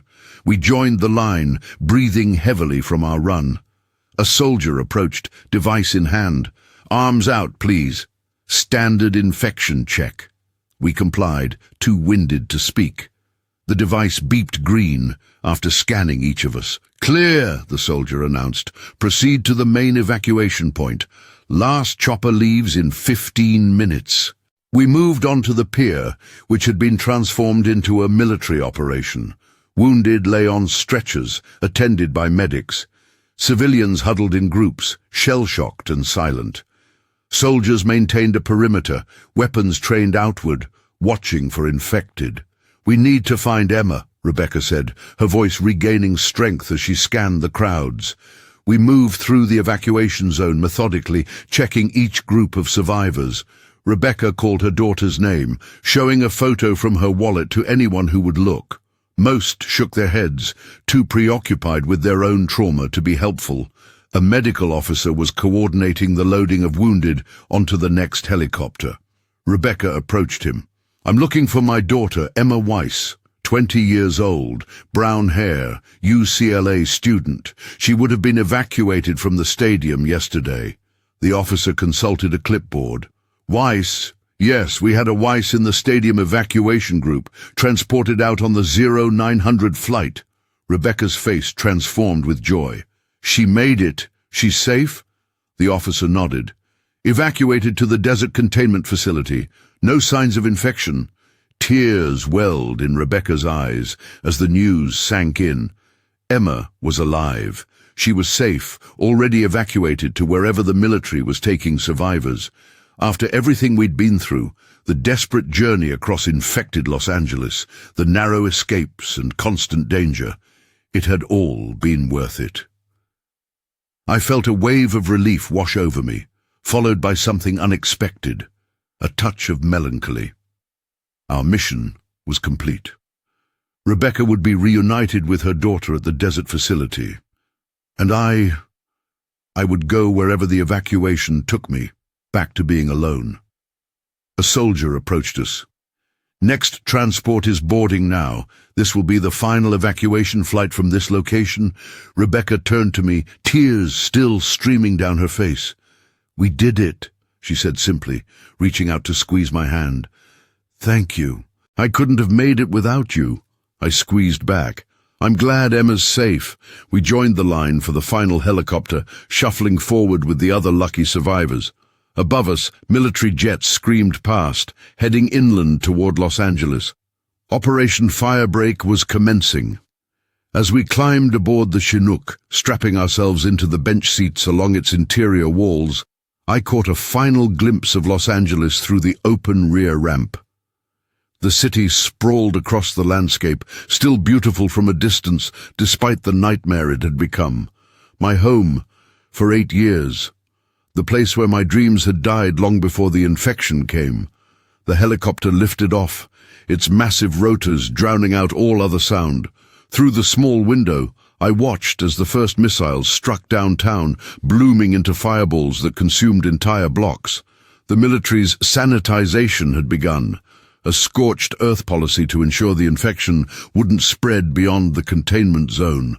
Block by block, neighborhood by neighborhood, Los Angeles was being systematically destroyed. The infected, any surviving uninfected who hadn't made it out, the physical structures of the city itself, all sacrificed to contain a threat that had spiraled beyond control. Rebecca gripped my hand tightly as we watched the destruction unfold. Neither of us spoke. What was there to say? We had survived. Emma had survived. But at what cost?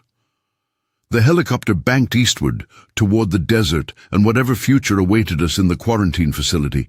Behind us, Los Angeles burned, taking with it the infected hordes, countless innocent lives, and the remains of the world as we had known it.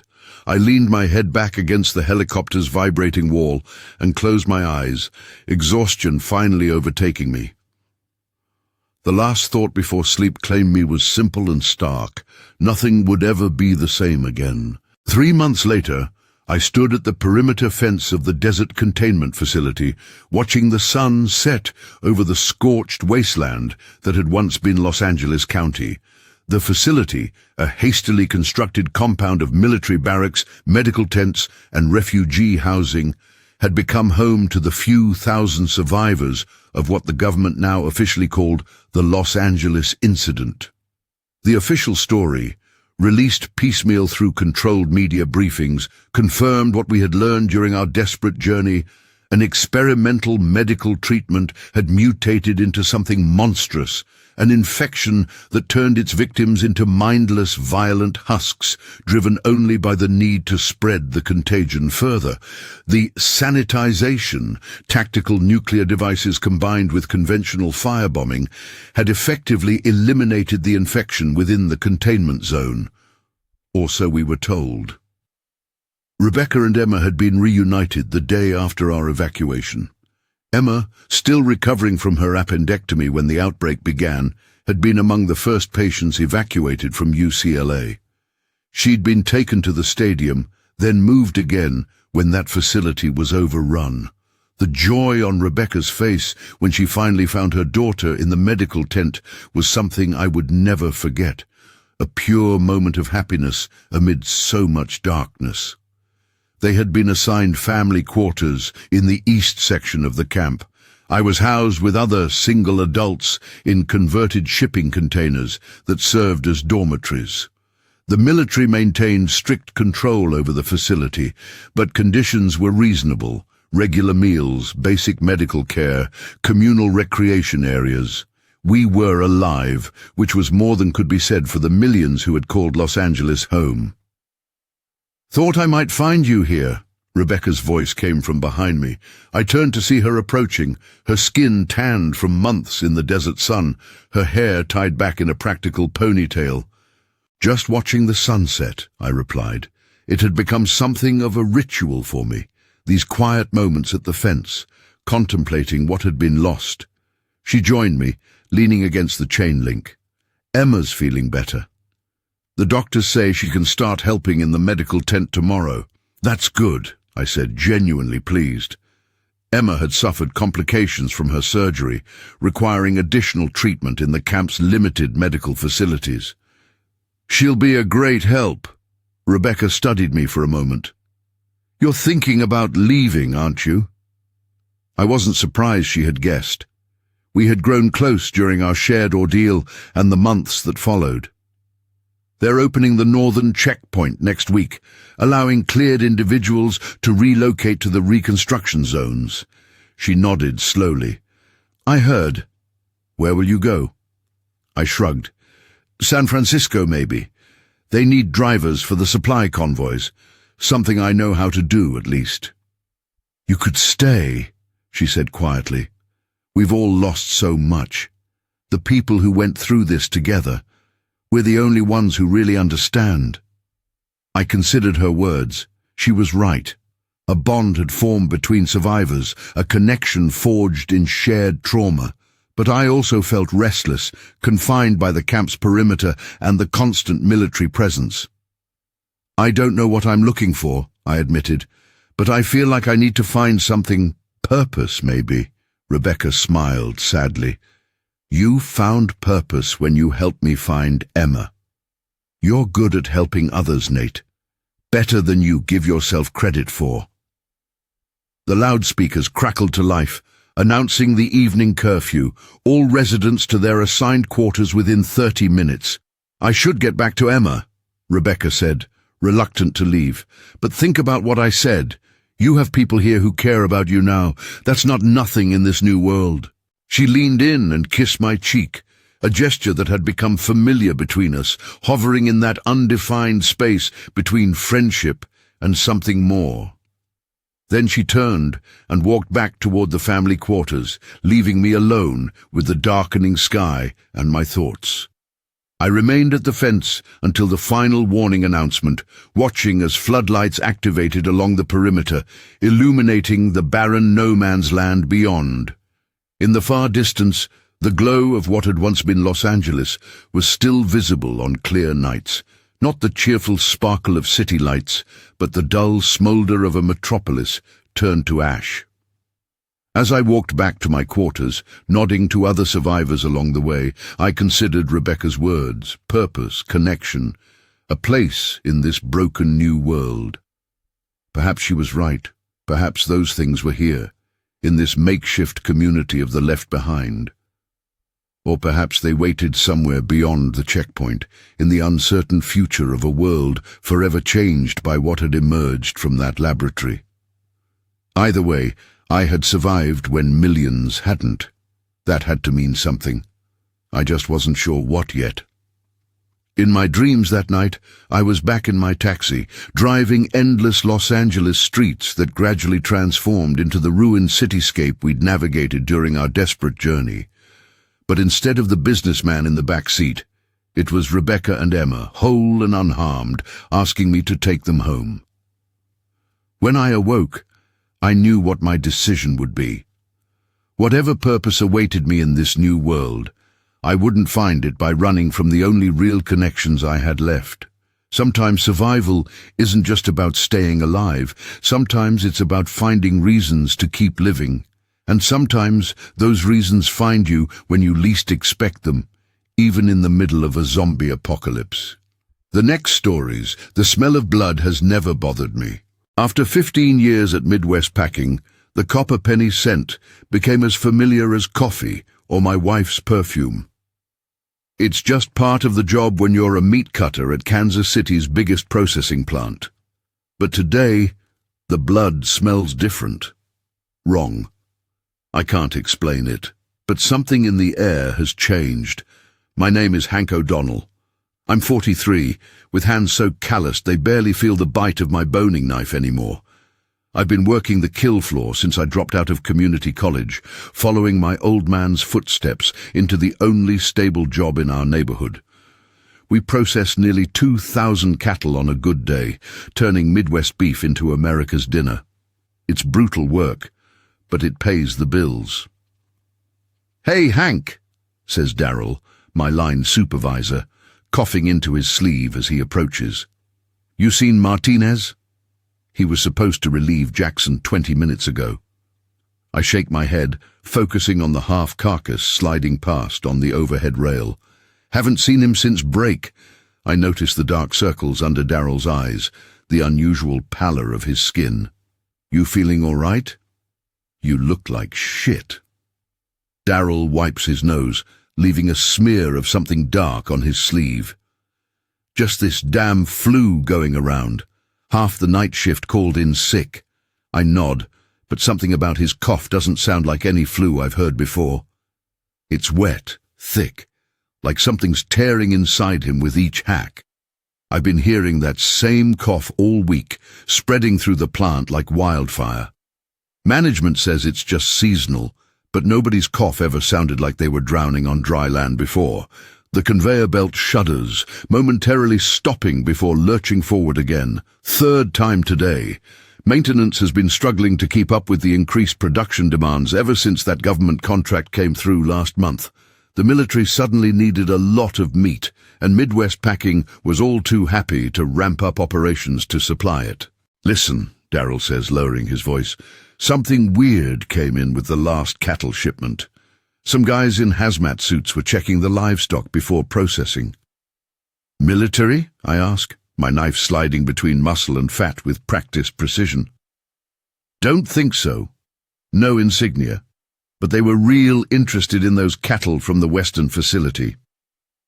Darrell coughs again, this time bringing up something dark that he quickly wipes away. "Heard they're connected to some research station out that way." I'm about to ask more when a commotion erupts from the stunning area, shouting, then screaming, not the usual sounds of our workplace. My hand tightens around my knife as Jackson comes running through the processing area, blood covering his front. "Something's wrong with Martinez," he shouts, eyes wild with panic. "He just attacked Bill!" Bit a chunk right out of his neck. Before anyone can respond, the overhead speakers crackle.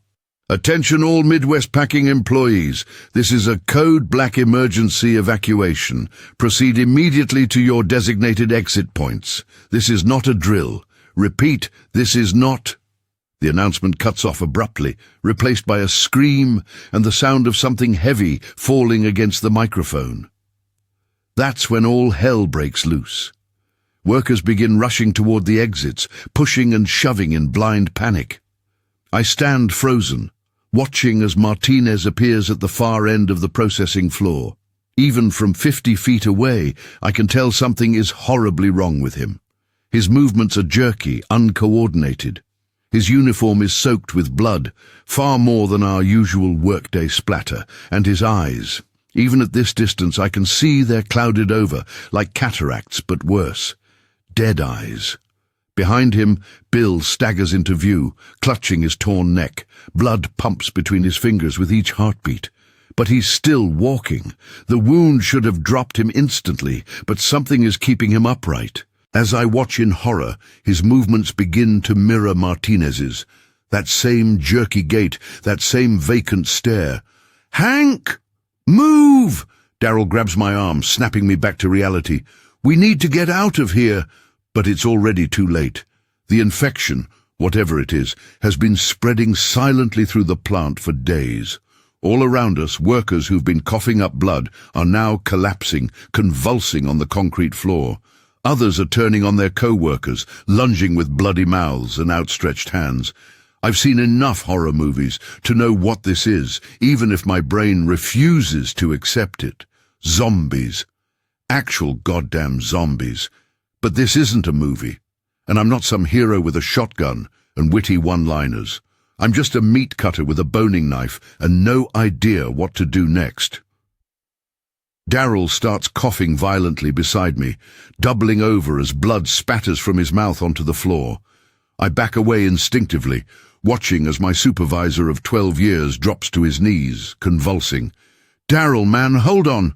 I'll get help," I say, knowing there's no help coming. His eyes lock onto mine, still aware, still Darrell. "Run!" he manages to rasp before another coughing fit takes him. "Don't let them bite."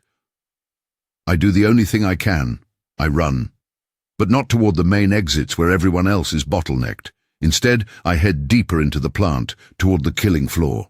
I know this building better than my own home, every corner, every maintenance access. There's a loading dock on the far side that most workers don't know about, used for special shipments. As I run past the primary cutting stations, I grab a meat hook from the rack. The solid steel feels reassuring in my hand, its curved point designed to move hundreds of pounds of dead weight. I've never considered it as a weapon before, but today everything has changed. The sounds behind me are getting worse, screams cutting off abruptly, wet tearing noises, the inhuman moans of the infected. I don't look back, can't look back. I round the corner to the automated stunning area and come face to face with Ryan from maintenance. Relief floods through me for a split second before I notice the blood dripping from his mouth, the grey pallor of his skin. He lunges at me with surprising speed. Instinct takes over. 15 years of handling dead animals has taught my body exactly how much force is needed to drive a hook through flesh. Ryan's skull offers more resistance than a side of beef, but not by much. The hook punches through his temple with a wet crunch, and he drops instantly.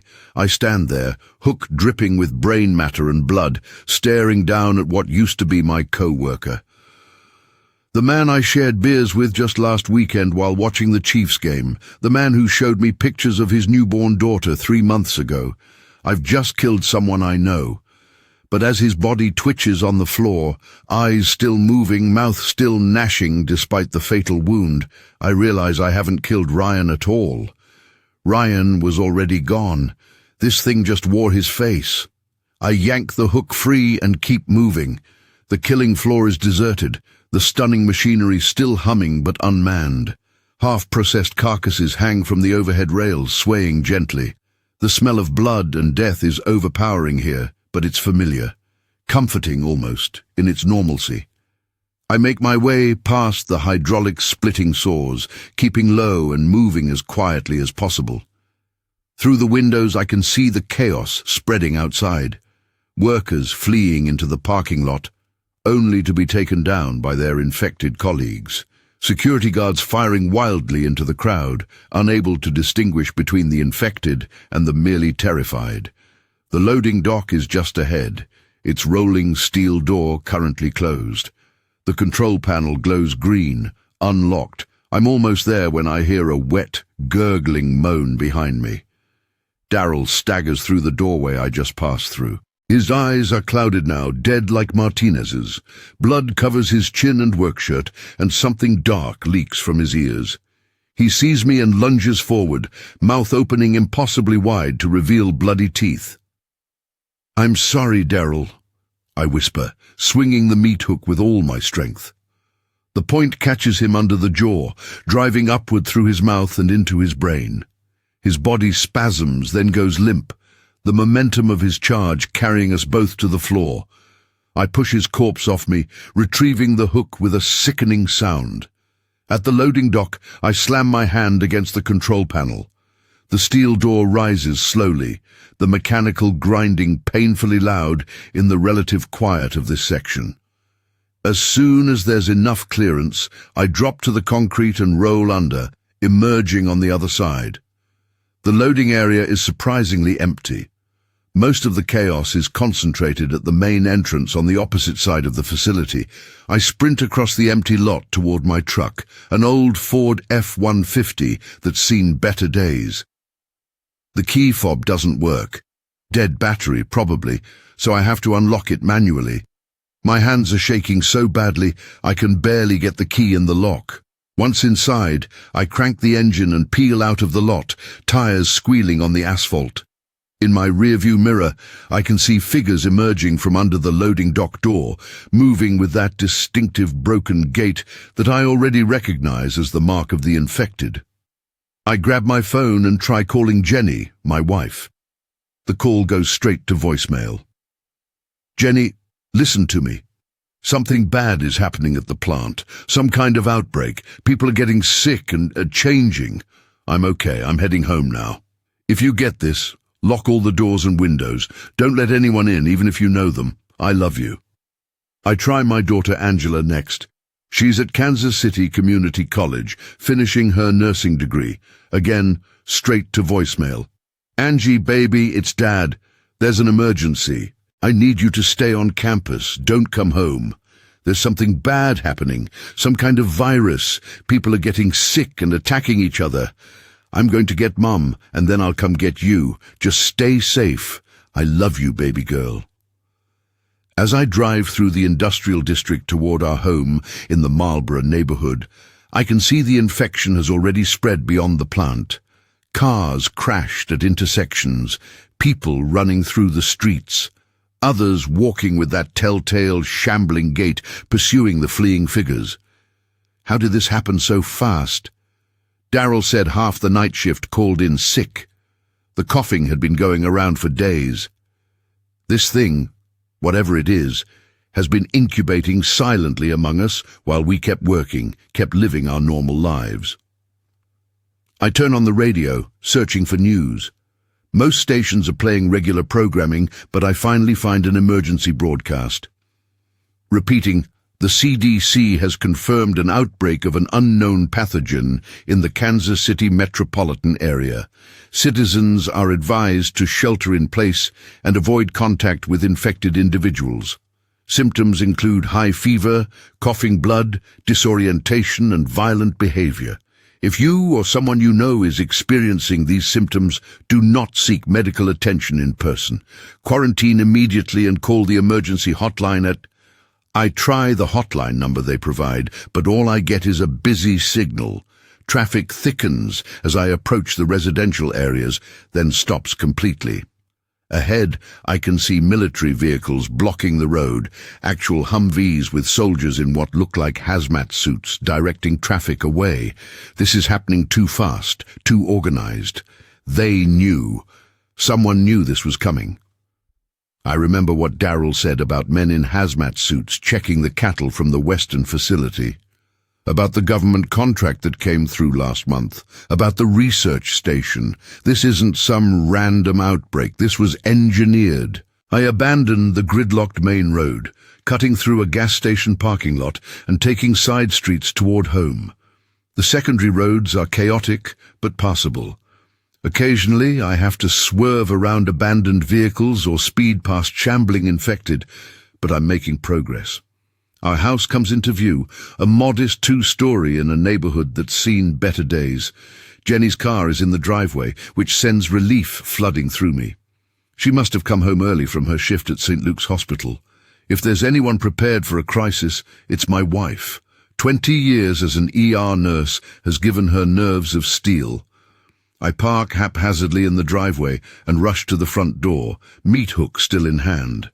"Jenny!" I call out, fumbling with my house keys. "Jenny, it's me. Open up." No response. I get the door open and step inside. The house is quiet. Too quiet. "Jenny!" I call again, moving cautiously through the living room. "Baby, are you here?" A sound comes from the kitchen, a wet, shuffling footstep. I raise the meat hook defensively as I round the corner. Jenny stands with her back to me, facing the sink. She's still in her blue hospital scrubs, her dark hair pulled back in its usual practical ponytail. For a moment, relief washes over me. "Jenny, thank God. We need to grab what we can and get Angie. Something terrible is..." She turns slowly, and my words die in my throat. Her beautiful face is ashen, her eyes clouded like the others. Blood stains her scrubs and chin. My Jenny is gone. She lunges at me with a guttural moan, hands outstretched. I stumble backward, unwilling to raise my weapon. "Jenny, no. Please." Her body collides with mine, driving me against the wall. Her teeth snap inches from my face as I hold her back by the shoulders. The strength in her is incredible, inhuman. This isn't my wife anymore, I tell myself. Jenny is gone. This is just a shell. But I can't do it. I can't drive the hook into her head. Instead, I shove her away hard, sending her crashing into the kitchen table. Before she can regain her footing, I rush past her to the drawer where we keep the duct tape. Moving quickly, I grab a kitchen chair and tape her to it, wrapping the silver tape around and around her torso and limbs until she's completely immobilized. She snarls and snaps at me the entire time, eyes vacant, nothing of my wife left in them. "I'm sorry," I whisper, backing away from the horrible tableau. "I'm going to get help. I'm going to fix this somehow." I grab our emergency backpack from the hall closet. Jenny's insistence on being prepared for disasters suddenly seems prophetic, and stuff it with whatever useful supplies I can find. Bottled water, energy bars, first aid kit, flashlight, batteries. I add a box of ammunition and my hunting knife. The shotgun is already in the truck, secured in the rack across the back window. As I work, I try Angela's phone again. Still nothing but voicemail. Angie, I'm coming to get you. Stay put. I love you. I take one last look at what used to be my wife, strapped to a kitchen chair and still struggling mindlessly against her bonds. Part of me knows I should end her suffering, but I can't bring myself to do it. Not yet. Not while there's even the faintest hope that this might be reversible. I'll come back for you, I promise. Though I know the thing wearing Jenny's face doesn't understand. I'll find Angie, and then I'll find a way to fix this. Back in the truck, I plot my route to KCCC. The campus is about 20 minutes away under normal circumstances, but nothing is normal anymore. The radio reports are getting worse. Outbreaks confirmed across the city, hospitals overwhelmed, military establishing quarantine zones. As I navigate the increasingly chaotic streets, I piece together what little information I have. The infection seems to spread through bites, but also through the air somehow. Daryl and others were coughing up blood before they turned. The cattle from the Western facility, what if they were carriers? What if this virus jumped from animals to humans? But that doesn't explain the hazmat teams, the government contracts, the speed of military response. This wasn't some random cross-species transmission. This was manufactured, weaponized. The college campus comes into view, but so does a military checkpoint. Soldiers in full hazmat gear are checking people before allowing them through, and I can see they're turning away anyone showing symptoms. What's more concerning are the separate trucks where they're directing the symptomatic people. Those trucks aren't headed to hospitals. I've worked around slaughterhouses long enough to recognize a one-way trip. I park a block away and approach on foot, keeping the meat hook concealed against my leg. The line of people trying to enter the campus is long and growing restless. Parents looking for their kids, students trying to get back to dorms, faculty members arguing about access. "Sir, I need to find my daughter," I tell the soldier checking IDs at the checkpoint. "Angela O'Donnell, she's a nursing student. All nursing students have been mobilized to assist with the medical emergency," the soldier says mechanically. "If she was in the nursing program, she's likely been transported to one of the emergency treatment centers." "Which one?" I demand. "Where have you taken her?" "That information is restricted, sir. Please step back and allow the next person through. I consider forcing my way past, but there are too many soldiers, all armed. I'd never make it. Instead, I back away, mind racing. Emergency treatment centers. They're gathering medical personnel, even students. Where would they set up such centers? St. Luke's is the biggest hospital in the area, but the radio said hospitals were overwhelmed. They'd need somewhere large, somewhere that could be easily secured and compartmentalized. Somewhere like the Kansas Speedway. It's massive, isolated, with multiple entry points that can be controlled. If they're setting up a large-scale triage center, that's where it would be. I head back to my truck, determination hardening in my chest. I'll find Angela, then we'll figure out what to do about Jenny. There has to be a cure. There has to be. The drive to the Speedway is nerve-wracking. Several times I have to veer off the road to avoid wrecks or groups of infected. Once, I drive straight through a shambling cluster that wanders into the road, the truck's bull bar knocking them aside like bowling pins. I try not to think about who they might have been before the infection took them. As I approach the Speedway, my suspicions are confirmed. The massive parking lots around the racetrack are filled with military vehicles, emergency response units, and hastily erected tents. Helicopters circle overhead, and the perimeter is secured with chain-link fencing, topped with barbed wire.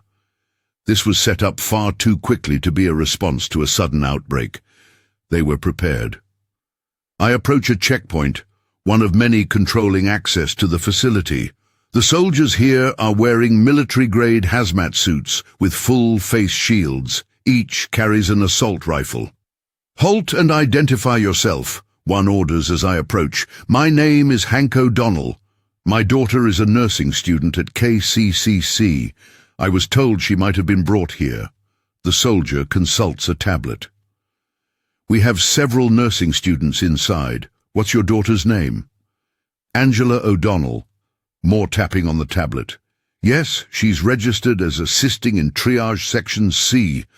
Are you experiencing any symptoms, sir? Fever, cough, disorientation?" "No, nothing. I'm fine. It's not entirely a lie.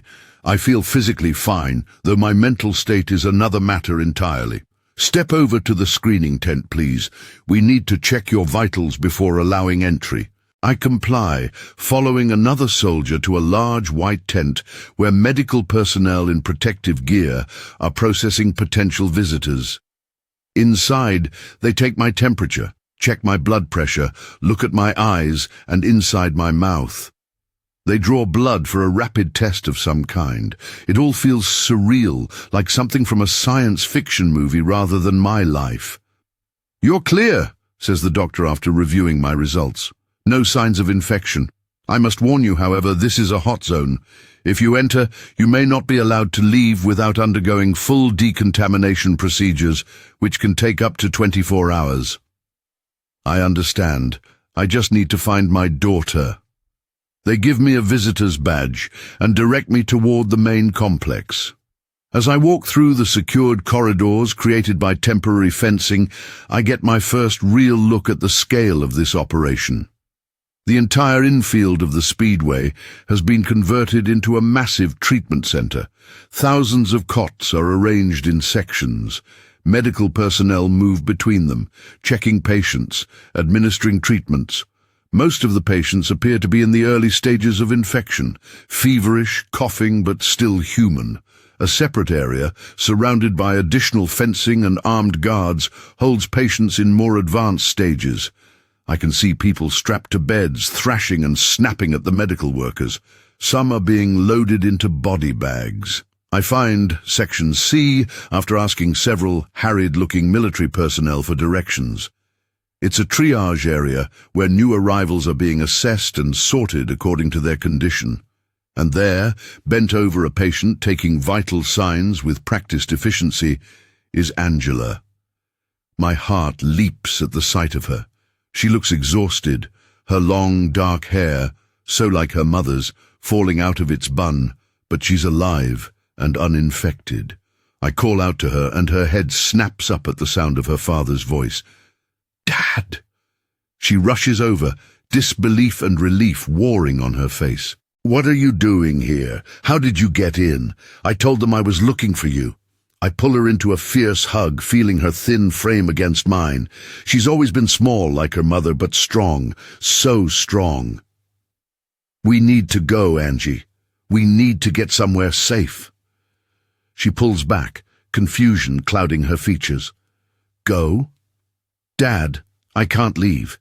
They need every trained medical person they can get. It's a nightmare. People are dying by the hundreds." "Your mother is infected," I blurt out, the words tearing from me like physical things. Angela goes pale. "Mom? But how? When? I found her at home." "She must have been exposed at the hospital. I didn't. I can't finish the sentence, can't admit that I left her mother tied to a kitchen chair instead of ending her suffering." Did she turn completely?" Angela asks, the clinical detachment in her voice breaking my heart. "My little girl shouldn't have to think about her mother this way." I nod, unable to speak. "Dad, listen to me."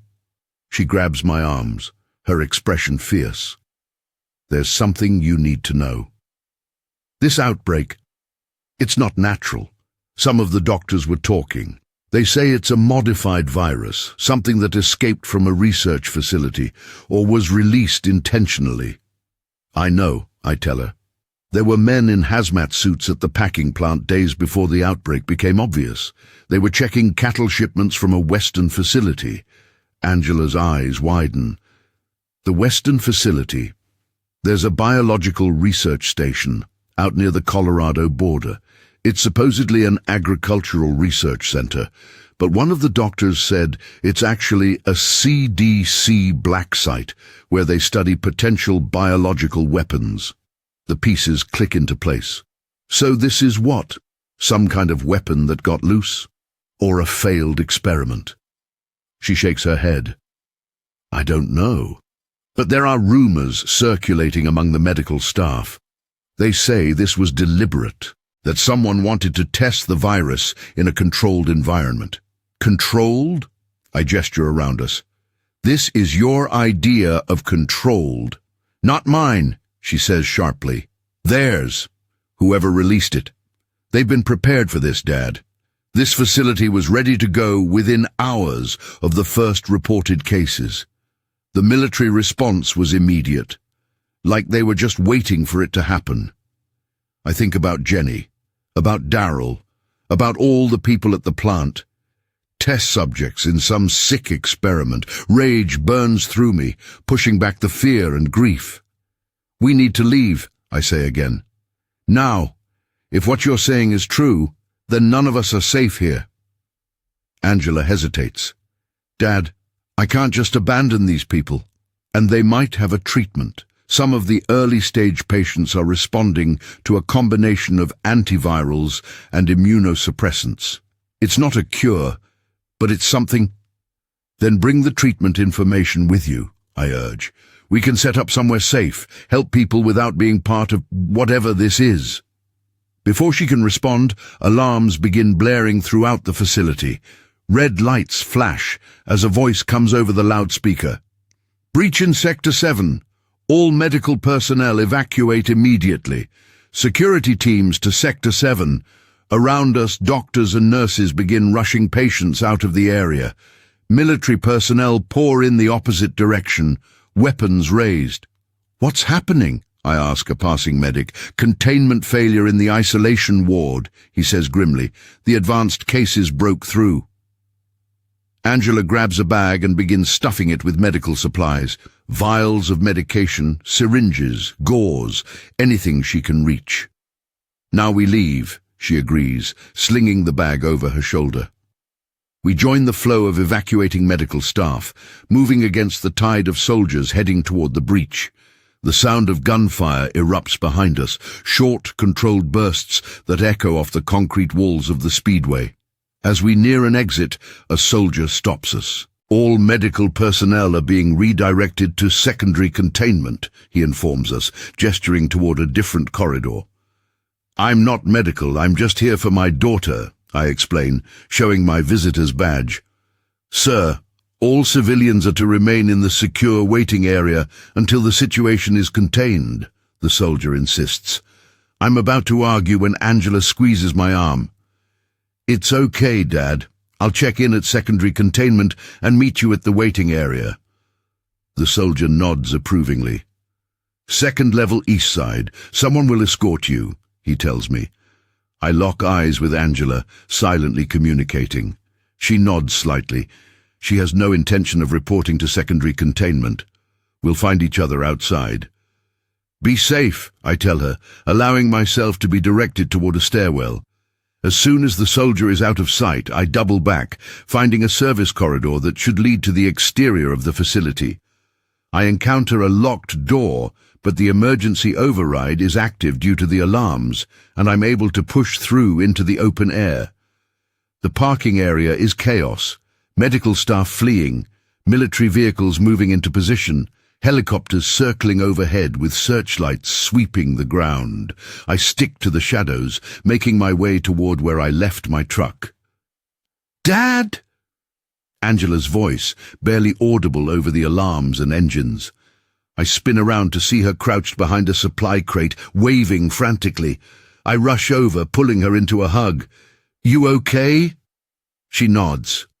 We need to move. They're going to lock this place down completely once they realize how many infected got out. My truck is this way, I say, leading her through the maze of vehicles and temporary structures. We're almost there when gunfire erupts nearby. A group of infected burst from between two medical tents, charging toward the parking area. Behind them, soldiers fire into the crowd, dropping several but missing others in their attempt to avoid hitting fleeing medical personnel. I push Angela down behind a Humvee, watching in horror as the infected tear into a group of doctors who couldn't get away fast enough. The soldiers continue firing, but more infected pour from the facility. The containment failure is worse than they're admitting, Angela whispers. This isn't just a few escaped patients. The whole isolation ward must have broken loose. We stay low, moving from vehicle to vehicle toward my truck. Twice we have to freeze as infected shamble past our hiding spot, and once I have to use the meat hook on a former soldier who spots us and charges. The hook catches him under the chin, driving upward into his brain. I'm getting better at this, which terrifies me. Finally, we reach the truck. I unlock it as quietly as possible, and we climb inside. The gunfire is more sporadic now, which isn't a good sign. Either they're running out of ammunition, or there aren't many soldiers left to fire. I start the engine and pull away, headlights off, moving slowly until we're clear of the immediate area. Once we hit the access road, I floor it, tires squealing as we speed away from the speedway. "Where are we going?" Angela asks, clutching the bag of medical supplies. "Home first," I decide. "We need to take care of Mom." Then we grab whatever supplies we can and head out of the city. She nods, tears finally breaking through her professional composure. "Do you think there's anywhere safe left?" "I don't know, baby. But we're going to find out." The drive back to our neighborhood is a journey through escalating hell. What was chaotic before is apocalyptic now. Buildings burning, streets littered with abandoned vehicles and bodies, some still moving. Twice we have to detour around military blockades, and once we drive straight through a group of infected that wander into our path. As we turn onto our street, we can see that the situation has deteriorated here as well. Several houses are on fire, others have broken windows or doors standing open. Dead bodies lie on lawns and sidewalks. Some of our neighbors must have been infected at work, just like Jenny, and brought the virus home with them. I pull into our driveway, shutting off the engine. "Stay here," I tell Angela. "Lock the doors. If anything happens, if I'm not back in 5 minutes, you drive away. Don't wait for me." "Dad, no. I'm coming with you." "Angie, please. I need to do this alone." She looks at me for a long moment, then nods, understanding what I'm asking. I'm going to end her mother's suffering, and I don't want her to see it. I grab the meat hook and my shotgun from the rack, checking that it's loaded before approaching the house. The front door is still closed, just as I left it. Inside, all is quiet. "Jenny?" I call out softly, knowing there will be no real response. I move through the living room toward the kitchen, shotgun raised. The kitchen chair where I left Jenny sits empty, silver duct tape hanging in shredded strips from its back and legs. Somehow, she got free. A shuffling sound comes from upstairs, followed by a thump. I move toward the staircase, each step careful and deliberate. At the top of the stairs, a trail of blood leads down the hallway toward our bedroom. I follow it, heart pounding in my chest. The bedroom door is ajar, dim light filtering through the gap. I push it open with the barrel of my shotgun. Jenny stands by our bed, her back to me again. She's still in her blood-stained scrubs, but now there's fresh blood on her hands and around her mouth. At her feet lies the body of our neighbor, Mr. Patterson. His throat has been torn out. "Jenny," I say, raising the shotgun. "I'm sorry, baby. I'm so sorry." She turns, those clouded eyes fixing on me. There's no recognition, no humanity left, just hunger.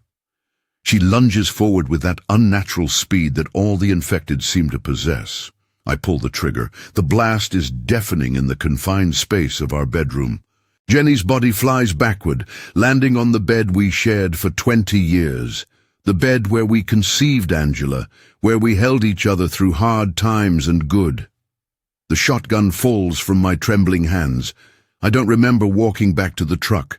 Somehow I'm just there, sliding into the driver's seat. Angela takes one look at my face and knows. "It's done," I say, voice hollow.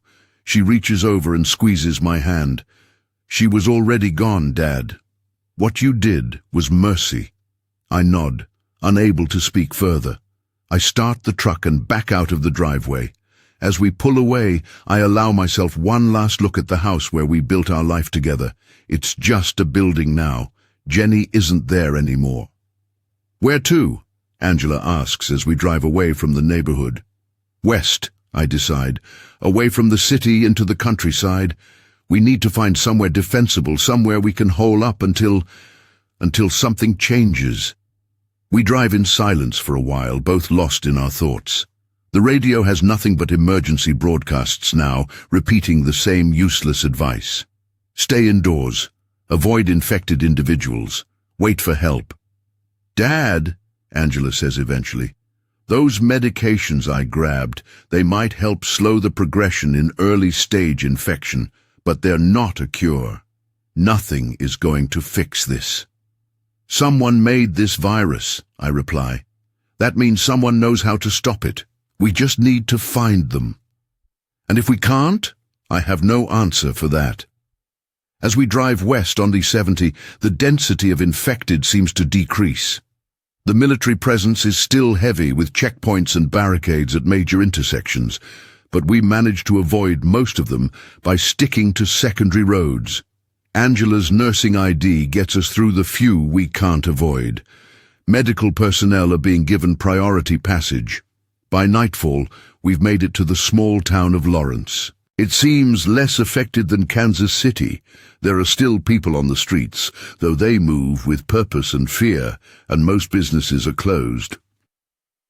We stop at a gas station that's still operating, filling the truck's tank and several extra gas cans I keep in the back.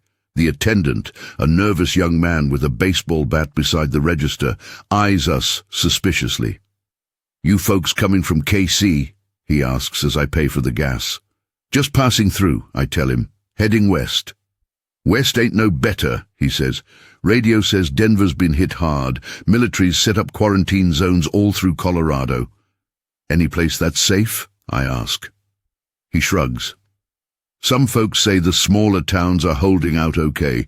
Places where people are spread out, not all packed together, but it's just a matter of time, way I see it. This thing's everywhere now." "Any rumors about where it started?" Angela asks. "Or who?" The attendant looks around nervously, though we're the only customers. "Talk is, it was a government thing gone wrong. Some kind of weapon they were working on. Others say it was terrorists, Middle East or North Korea, depending who you ask. Me, I don't care who started it, I just want to know who's gonna end it. Don't we all, I think, as we leave the gas station. We find a motel on the outskirts of town that's still operating, though the clerk makes it clear that they're only accepting guests who can prove they're uninfected. Angela uses her medical training to perform basic examinations on both of us, which seems to satisfy him. The room is small but clean. 2 beds, a bathroom, a small TV that gets nothing but emergency broadcasts. It's the first moment of relative safety we've had since this nightmare began, and exhaustion hits us both like a physical blow. Angela sorts through the medical supplies she took from the speedway, organizing them on the small table. "I've got enough antivirals and immunosuppressants to treat maybe 3 or 4 early-stage infections," she says. "Plus basic first aid supplies. Not much, but better than nothing." I nod, cleaning the meat hook in the bathroom sink. The water runs red, then pink, then clear. I've lost count of how many I've killed with this simple tool. Each one feels both harder and easier than the last. "Get some sleep," I tell her. "I'll take first watch." She doesn't argue, collapsing onto one of the beds without even removing her shoes. Within minutes, her breathing deepens as exhaustion claims her. I sit by the window, shotgun across my lap, watching the parking lot and the road beyond. Traffic is sparse, mostly military vehicles and the occasional civilian car moving too fast, fleeing from something or toward someone. In the distance, I can see fires burning in the town, the TV drones quietly in the background, cycling through the same information. Quarantine zones established in major cities, military enforcing curfews and travel restrictions. CDC working around the clock for a cure, the same empty reassurances. Around midnight, a special bulletin breaks the cycle. The president is addressing the nation. I turn up the volume slightly, careful not to wake Angela. The president looks haggard, exhausted. His usual confidence is gone, replaced by grim determination. "My fellow Americans," he begins, "we face an unprecedented crisis. The viral outbreak that began in Kansas City has now spread to multiple states, despite our best containment efforts. As of this moment, I am declaring a state of national emergency and authorizing the full deployment of our military assets to combat this threat." He continues with details of quarantine zones, emergency response centers, and curfews, information we already know. But then his tone changes, becomes harder. "We have credible intelligence that this outbreak was not a natural occurrence. It was a deliberate act of biological terrorism against our nation. The virus appears to have originated from a modified strain developed at a research facility and was weaponized by hostile actors. We are pursuing these terrorists with every resource at our disposal, and they will be brought to justice." Terrorists. The word echoes in my mind. Is that really what happened, or is the government covering up their own mistake? Either way, the result is the same. People dead or worse than dead, families destroyed, society crumbling. The president continues, "To those in unaffected areas, stay in your homes. Secure your doors and windows. Report any suspicious individuals or behaviors to local authorities immediately. To those in infected zones, help is coming. The military is establishing safe corridors for evacuation. Follow all instructions from emergency personnel." His final words are meant to be reassuring but fall flat. "We will overcome this crisis. America has faced great challenges before and emerged stronger. Together we will defeat this threat and rebuild what has been lost." The screen returns to the cycling emergency information. I turn the volume back down, processing what I've heard. Biological terrorism, a research facility. It aligns with what Angela and I have pieced together, but provides no real answers. Who are these terrorists? Why target Kansas City? Morning comes with no answers, just the dull reality that we need to keep moving.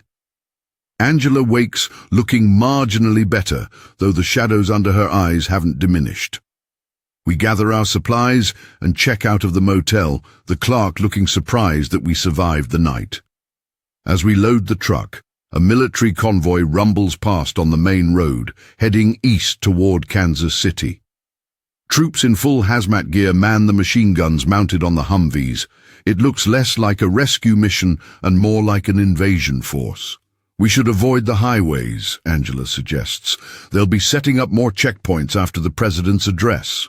I agree, plotting a route on back roads that will take us southwest, away from both Kansas City and Denver. If smaller towns are faring better, then that's where we'll go. We drive for hours, passing through increasingly rural areas. Farms and small communities dot the landscape, many showing signs of abandonment. Occasionally we see evidence of infection, crashed cars, broken windows, bodies on the roadside, but nothing like the chaos of the city. Around noon, we spot a small general store that appears to be open.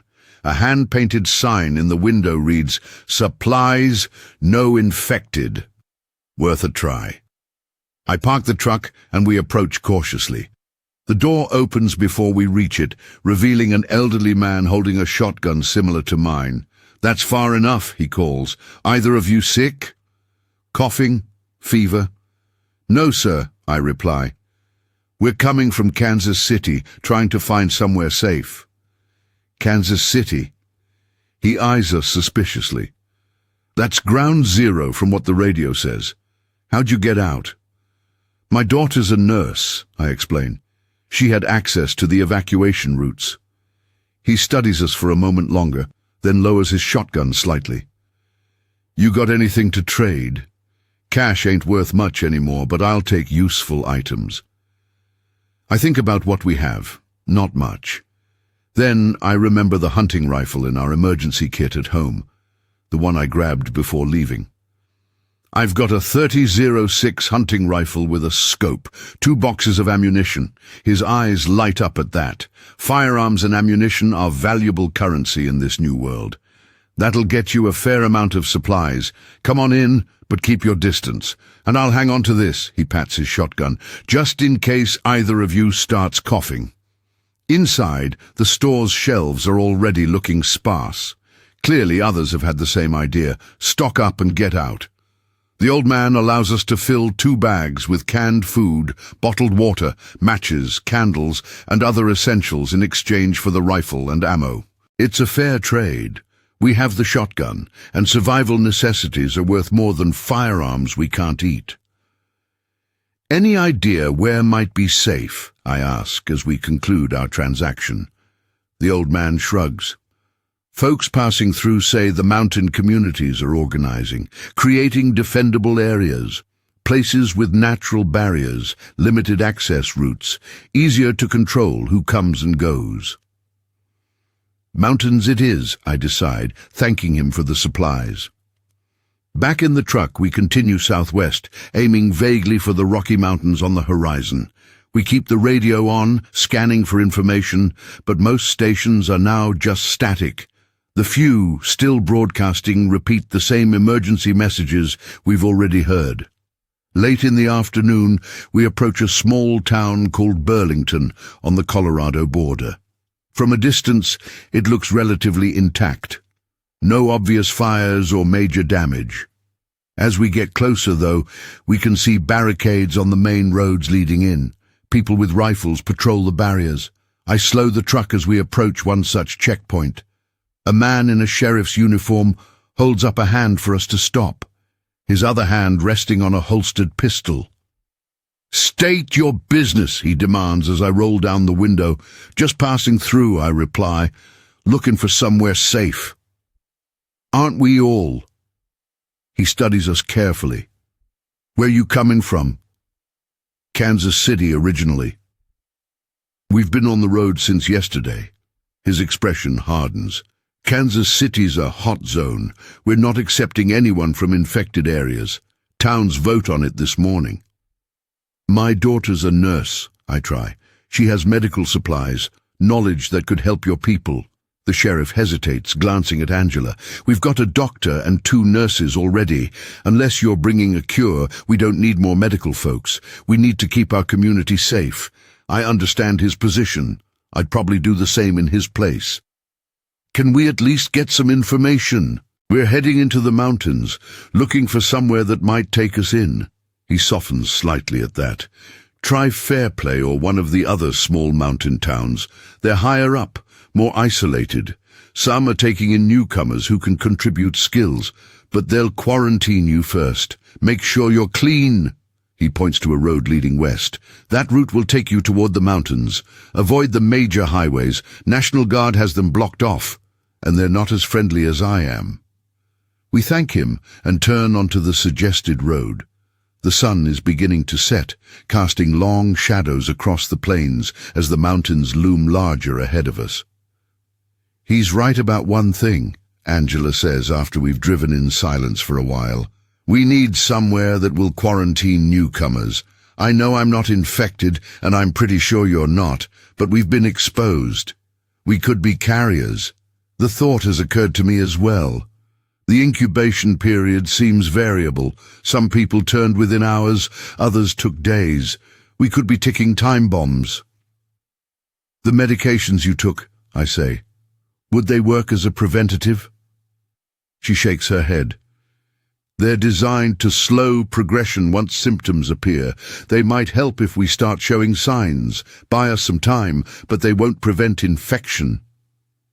Night falls as we continue westward, the road becoming steeper as we begin to climb into the foothills. We see few other vehicles, and those we do spot give us a wide berth, clearly as wary of strangers as we are. We're discussing whether to stop for the night when headlights appear behind us, approaching rapidly. Too rapidly. "Hang on," I warn Angela, accelerating. The pursuing vehicle speeds up as well, now flashing high beams at us. "Is it military?" she asks, twisting to look through the rear window. "I don't think so." Looks like a pickup, not a Humvee. The vehicle pulls alongside us. It is indeed a pickup, newer than mine, with a light bar on the roof. The passenger window rolls down, and a man leans out, gesturing for us to pull over. He's wearing civilian clothes, but there's something strapped across his chest that looks military-grade. "Should we stop?" Angela asks, uncertainty in her voice. Before I can answer, the man levels a rifle at us through the open window. The message is clear: stop or be stopped. I ease off the accelerator, pulling onto the shoulder of the road. The pickup roars ahead, then cuts across our path, forcing us to a complete stop. 3 men jump out, all armed with assault rifles. They spread out, covering our truck from multiple angles. "Hands where we can see them," one shouts. "Exit the vehicle slowly." I glance at Angela, trying to communicate a plan with my eyes. There isn't one. We're outgunned and outnumbered. "It's okay," I tell her softly. "We do what they say. For now." We exit the truck, hands raised. The men approach, rifles trained on us.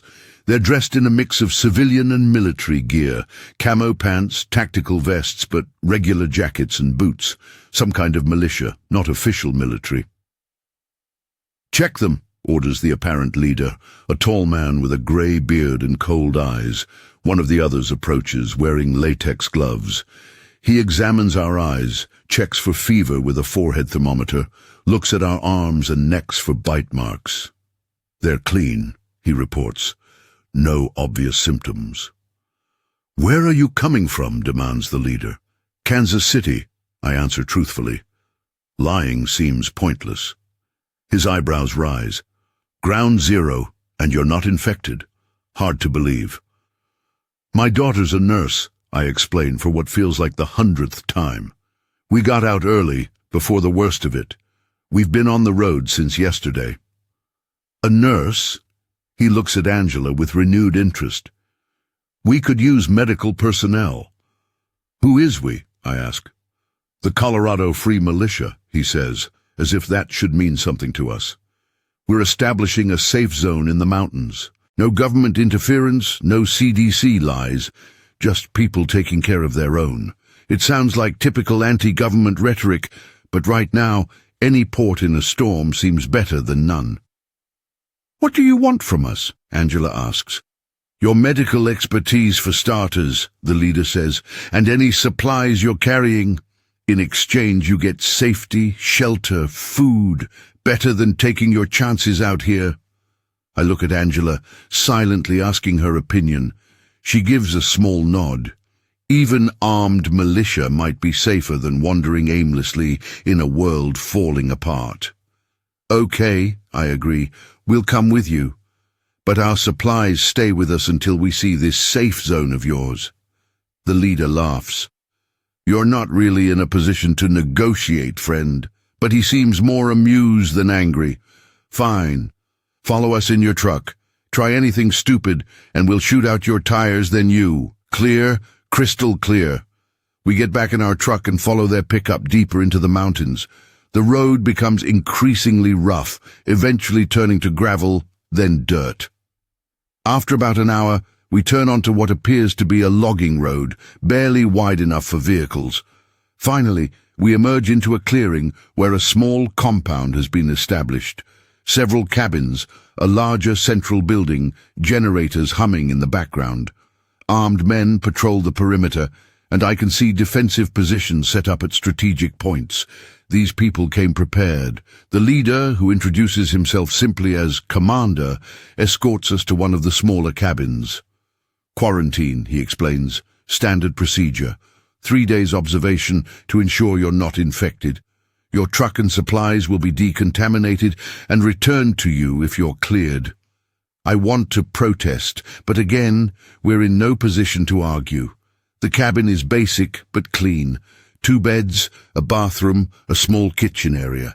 The windows have been reinforced with metal bars, and the door locks from the outside. A prison cell dressed up as guest accommodations. A doctor will check on you twice daily, Commander informs us. You'll be provided with meals and water. After your quarantine, assuming you remain symptom-free, we'll discuss your roles in our community. With that he leaves, the lock clicking ominously behind him. Angela immediately begins exploring our new accommodations, checking for weaknesses, alternatives, anything we might use if things go bad. I admire her practical mind, so much like her mother's. "What do you think?" I ask when she's completed her inspection. "I think they're organized and paranoid," she says. "The barred windows, the armed patrols. They were ready for this. Almost like they expected it. Or wanted it," I mutter, remembering Commander's comment about CDC lies. These types have been preparing for the collapse of society for years. This outbreak just gave them the excuse they needed. Angela sits on one of the beds, suddenly looking exhausted again. "Do you think Mom would have turned no matter what? Even with the medications?" The question catches me off guard. I haven't allowed myself to think about Jenny since I did what I had to do. "I don't know, baby. The infection seems to progress differently in different people. Maybe if we'd caught it earlier." "I keep thinking about my patients at the Speedway," she continues. "Some of them responded to treatment. Their fever reduced, coughing stopped, but others, it was like the virus adapted, became resistant." "Engineered," I say. "That's what the president said. Someone engineered this thing. But who? And why Kansas City? Why a meatpacking plant?" Questions we've been asking ourselves since this began, with no answers in sight. The next 3 days pass in tense monotony. True to Commander's word, a doctor, a sour-faced woman who introduces herself as Dr. Emerson, checks on us morning and evening. She takes our vitals, draws blood, examines us for symptoms. Meals arrive 3 times daily, delivered by armed guards who never speak to us. From our barred windows, we can see some of the compound's activities. More vehicles arrive, bringing more people. Some are placed in quarantine like us, others are welcomed immediately. Existing members returning from missions, perhaps. We see training exercises, inventory being taken of supplies, constant patrols and guard rotations. Whatever else they might be, these militia members are disciplined and organized. On the afternoon of the 3rd day, Commander returns, accompanied by Dr. Emerson. "You've been cleared," he announces without preamble. "No signs of infection. You're free to join our community."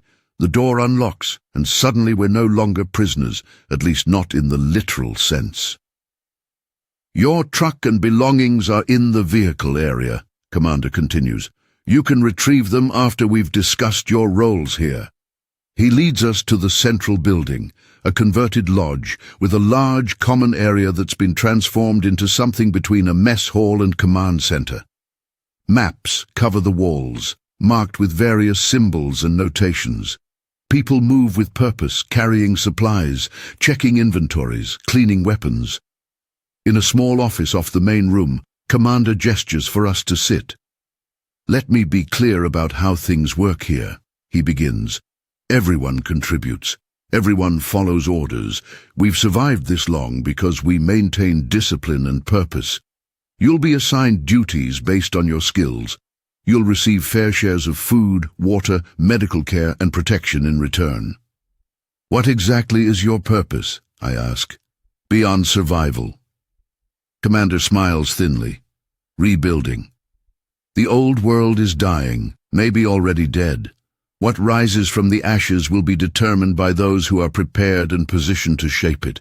We intend to be those people.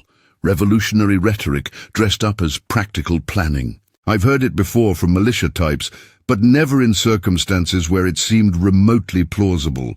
Now, with society actually collapsing around us, their fantasies of a new order don't seem quite so far-fetched. Angela will join our medical team, Commander continues. Dr. Emerson could use the help, especially with your experience treating the infected. You, he points to me, what useful skills do you have? I worked at a meat processing plant, I tell him. I can butcher, preserve food. I'm also good with mechanical repairs, basic construction. He nods approvingly. Good. Practical skills. We're bringing in game from hunting parties. Someone who knows how to efficiently process meat will be valuable. You'll work under Davis in our food production team. It seems we've passed whatever test he had in mind. We're to be productive members of this new society, not prisoners or outsiders. It's not ideal, but it's shelter, safety, and purpose. For now, that will have to be enough.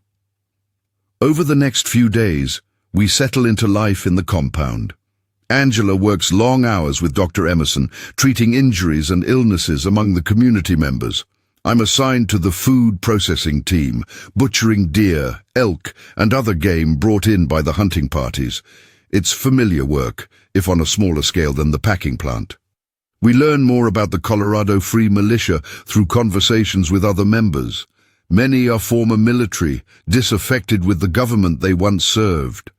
Others are survivalists who've been preparing for societal collapse for years. Some are simply people who found themselves in the right place, at the right time, when the world went to hell, and were taken in for their useful skills. The compound itself is well supplied and defensible. Solar panels and generators provide electricity. Wells and collection systems secure water. Hunting, a greenhouse, and stored supplies ensure food. Regular patrols maintain security. It's a self-contained community built for long-term survival, but there are darker aspects as well. Commander's authority is absolute, with a council of lieutenants who enforce his decisions without question. Dissenters are punished, sometimes severely. And there are rumors about what happens to quarantined newcomers who show symptoms. Rumors no one will confirm, but no one denies either. A week into our stay, I'm approached by Davis, my supervisor in food processing. He's a former Army Ranger, taciturn, but fair. "Commander wants to see you," he says simply. "Medical building, right away." The medical building is a converted ranger station on the edge of the compound. Inside, I find Commander with Dr. Emerson and Angela. They stand around an examination table where a man lies restrained, sweat pouring down his face as he coughs violently. Blood spatters the surgical mask they've placed over his mouth.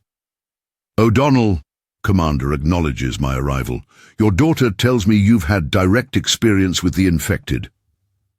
"More than most here," I nod cautiously. "At the packing plant and after." "This man was part of a scouting party that encountered infected in a town about 20 miles east," Commander explains. "He was bitten but concealed it from the others. By the time they returned and he was discovered, the infection had already taken hold." The man on the table moans, straining against his restraints. His eyes are still clear, still human, but the grey pallor spreading across his skin tells me that won't last much longer.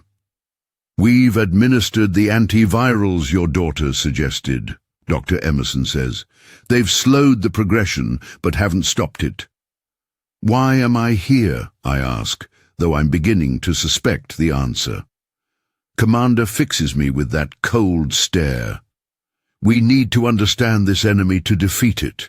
You've seen more stages of the infection, more infected individuals than anyone else here. I want your assessment." In other words, he wants me to confirm what they already know, that this man is doomed, that the drugs might buy him time but not salvation. that soon he'll be just another monster to put down. I approach the table, studying the infected scout. The bite on his arm has turned a mottled black, with dark veins spreading outward from the wound. His breathing is labored, wet with the blood he's coughing up. His skin has the ashen quality I recognize from Darrell, from Jenny, from countless others I've seen turn. How long since he was bitten, I ask. Approximately 36 hours, Dr. Emerson replies. Symptoms began showing about 6 hours ago. We started treatment immediately. I look at Angela, see the frustration and helplessness in her eyes. She's a healer, trained to save lives, now forced to merely observe as one slips away. He's turning, I say finally. The drugs have slowed it, but they can't stop it. In another few hours, maybe less, he won't be human anymore. Commander nods as if I've simply confirmed what he already knew. Richards was a good man. Loyal, skilled, but sentiment can't override security. He turns to Dr. Emerson. Continue monitoring and documenting the progression. I want to know exactly how this thing works. When he turns completely, terminate and burn the body. Wait, Angela interrupts. What if we increase the dosage? Try a different combination of antivirals? We haven't exhausted all possibilities. We have limited medical supplies, Dr. Emerson reminds her. Wasting them on someone who's clearly beyond help isn't rational. But we could learn something, Angela insists. If we can find a way to slow the progression even more, or reverse it at an early stage, it could save lives. Commander considers this, then nods slightly. You have until 600 tomorrow. Try your treatments. Document everything, but if he turns before then, or if he reaches the point of no return by your deadline, we terminate. Understood? Angela nods gratefully. As soon as Commander and Dr. Emerson leave, she turns to me. Help me, she says, already moving to the medicine cabinet. We need to try something more aggressive than what they've been doing. I assist as she prepares injections, adjusts IV drips, monitors vital signs. For hours we work together trying combination after combination of the limited medications available. The infected man, Richards, drifts in and out of consciousness, sometimes lucid enough to speak, to tell us his first name is Paul, that he has a sister in Boulder he hoped had survived, that he's sorry for hiding the bite. Around midnight, there seems to be improvement. His fever reduces slightly. The coughing becomes less frequent, less bloody. The grey pallor of his skin doesn't advance further. It's working, Angela says, hope creeping into her voice. Dad, I think we're actually slowing it down significantly. I want to believe her, want to believe we might have found a way to fight back against this thing that's destroyed our world. But I've seen too much, lost too much, to embrace hope easily. Let's wait and see, I caution. Keep monitoring him. By 4 a.m., Richards takes a turn for the worse. The fever spikes again, higher than before. The coughing resumes with greater intensity. His eyes begin to cloud over, that milky film I recognize all too well spreading across them. No, no, no, Angela mutters, preparing another injection. We were making progress. Something's changed, she's right. Something has changed. The virus is adapting, evolving in real time to overcome the chemical barriers we've thrown against it. This isn't natural. Natural viruses don't problem solve. Richards begins to convulse, his body arching against the restraints within human strength. One of the wrist straps breaks, his arm flailing wildly. I grab it, trying to hold him down, but the strength in him is incredible, far beyond what his frame should allow. Sedate him, I shout to Angela. She jabs a needle into his thigh, depressing the plunger. For a moment, Richards continues to thrash. Then, gradually, his movements become less violent until he lies still, breathing in ragged gasps. That was close, Angela says, securing a new restraint on his wrist. Too close. I look at Richards's face, at the eyes that now stare vacantly at the ceiling, clouded and inhuman. at the grey skin, the black veins spreading visibly beneath it. "Angie," I say gently. "He's gone." She shakes her head stubbornly. "No, we can try something else. A different approach." "Look at him," I insist. "That's not Paul Richards anymore. He's turned." As if to confirm my assessment, Richards' head turns toward the sound of my voice. His mouth opens, teeth snapping at the air between us. A low, animal growl emerges from his throat. Angela steps back, the truth finally sinking in. "I thought we were making progress," she whispers. "I really thought we had a chance." "Whatever this virus is, it's smarter than we are," I tell her.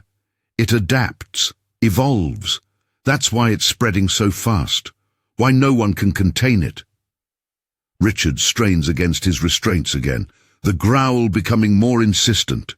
His body jerks and twitches with uncoordinated movements, but the intent is clear. To break free, to attack, to feed. "We need to tell Commander," Angela says, moving toward the door. But as she reaches for the handle, it turns. The door swings open to reveal Commander, Dr. Emerson, and 2 armed guards. "We've been monitoring remotely," Commander explains, nodding toward a camera in the corner that I hadn't noticed before. "Your efforts were impressive, if ultimately futile." He gestures to one of the guards, who steps forward, pistol raised. Before either of us can object, he fires a single shot into Richards's head. The body goes limp, the growling silenced forever. "Burn it," Commander orders the second guard. "Full protocol. Nothing remains." The guards efficiently wrap Richard's body in a plastic sheet, then carry it out. Dr. Emerson follows, leaving us alone with Commander. "You showed initiative," he tells Angela, his tone neutral. "Creativity in the face of a seemingly impossible situation. That's valuable." "We failed," Angela says bitterly. "He died anyway." "Everyone dies," Commander replies. "The question is what we learn in the process." He turns to me. "You recognize the turning point immediately. You've seen it before." I nod. "Too many times. Both of you have demonstrated your value to this community. I'm officially assigning you to our research team. Dr. Emerson has been working on understanding the virus, developing potential countermeasures. Your experience will be useful. It's not a request or an offer. It's an assignment, an order, but it's also an opportunity to possibly find a way to fight back against this thing that's taken everything from us." "When do we start?" Angela asks. "Immediately," Commander replies. "We've lost too much time already." The research facility is located in a secure building at the center of the compound. Inside, what was once probably a ranger's administrative office has been converted into a laboratory of sorts. Microscopes, centrifuges, refrigeration units storing blood and tissue samples. Not state-of-the-art by any means, but surprisingly well-equipped for a militia compound in the mountains. Dr. Emerson explains the work they've been doing, studying infected tissue, blood samples, trying to isolate the virus, understand its mechanisms. They've made some progress, identifying the primary method of transmission, both airborne and fluid exchange, the variable incubation period, anywhere from hours to days depending on the individual's immune response, and the general progression of symptoms. But they're limited by equipment, expertise, and information. None of them are virologists or epidemiologists. They're working with incomplete knowledge, making educated guesses at best. Angela and I contribute what we know, my observations from the packing plant and after, her experiences at the Speedway Emergency Center. Together, we begin to form a more complete picture of the outbreak and the virus causing it. Days pass as we work, analyzing samples, documenting observations, testing theories. Commander provides us with fresh specimens, infected individuals captured by scouting parties already turned or in the process of turning. I try not to think about who they might have been before, focusing instead on the clinical aspects, the patterns, the data that might lead to a solution. 2 weeks into our research, a scouting party returns with something more valuable than specimens: information. They've raided a CDC mobile lab that was abandoned during the outbreak, bringing back equipment, supplies, and most importantly, documents. Research notes, preliminary findings, classified reports. As we sift through the material, a disturbing picture emerges. The virus didn't escape from a lab by accident. It didn't emerge naturally and get weaponized after the fact. It was designed from the beginning as a biological weapon, with specific properties engineered for maximum effect: high transmissibility, variable incubation, resistance to standard treatments, ability to rapidly adapt to countermeasures. But the most disturbing revelation is the origin: not foreign terrorists, not some hostile nation. The virus was developed by our own government, a classified project under the Department of Defense, with the CDC providing scientific expertise, while military contractors handled security and containment. The document we're reading doesn't explicitly state why such a weapon was developed, whether for offensive use, as a deterrent, or to develop defenses against similar weapons that might be used against us. But it does confirm that Kansas City was never meant to be the release point. That was an accident, or perhaps sabotage. This is what they were hiding, Angela says, as we review the documents together in our quarters that night. The government didn't fail to contain an outbreak. They lost control of their own weapon, and now they're trying to cover it up, I add, blaming terrorists, foreign actors, anyone but themselves. We need to tell Commander, Angela decides. This information changes everything. I'm not so sure. Commander and his militia already distrusted the government. This will only confirm their worst suspicions, potentially pushing them toward more extreme positions. But Angela is right. The information is too important to keep to ourselves. The next morning, we present our findings to Commander and his inner council. Their reactions range from grim satisfaction at having their paranoia validated to rage at the betrayal by their own government. This confirms what we've suspected, Commander says after reviewing the documents. The system is irredeemably corrupt. They created this hell, and now they've abandoned the people to suffer the consequences while they hide in their bunkers and secure facilities. Murmurs of agreement ripple through the council. The atmosphere in the room has shifted from determination to righteous anger, a dangerous combination. What matters now is finding a solution, I interject, trying to redirect their focus. These documents might contain information that could help us develop a treatment, maybe even a cure. Commander fixes me with that cold stare. A cure? You think that's their priority? Their priority is control, containment of their mistake, suppression of the truth. He gestures to the documents. Is there any mention of a cure in these reports? Any indication they were working on one? Reluctantly, I shake my head. The documents focus almost entirely on the virus's development, its properties, its effectiveness as a weapon.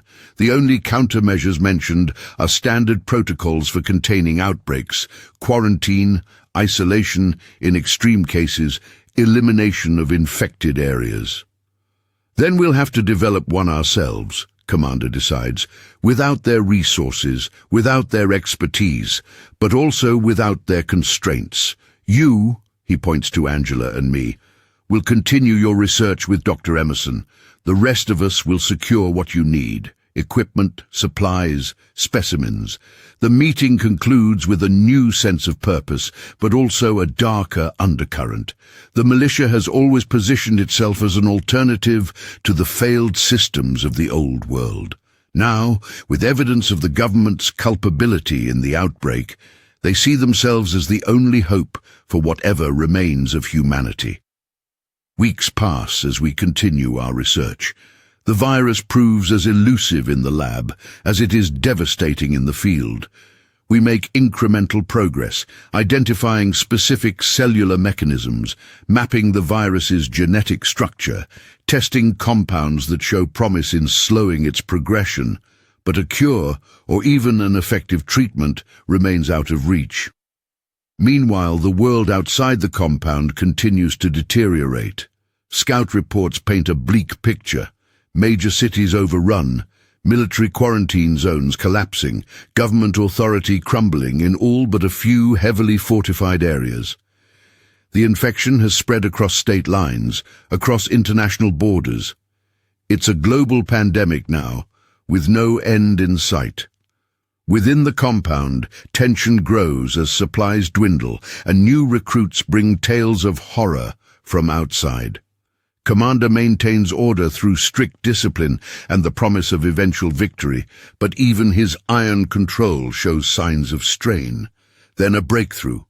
One of the CDC documents mentions a research facility in Colorado, a high-security installation in the mountains west of Denver. The facility was working on the virus project, specifically on countermeasures and containment protocols. If anyone has information that could lead to a cure, it would be there. When we present this information to Commander, his reaction is immediate and decisive.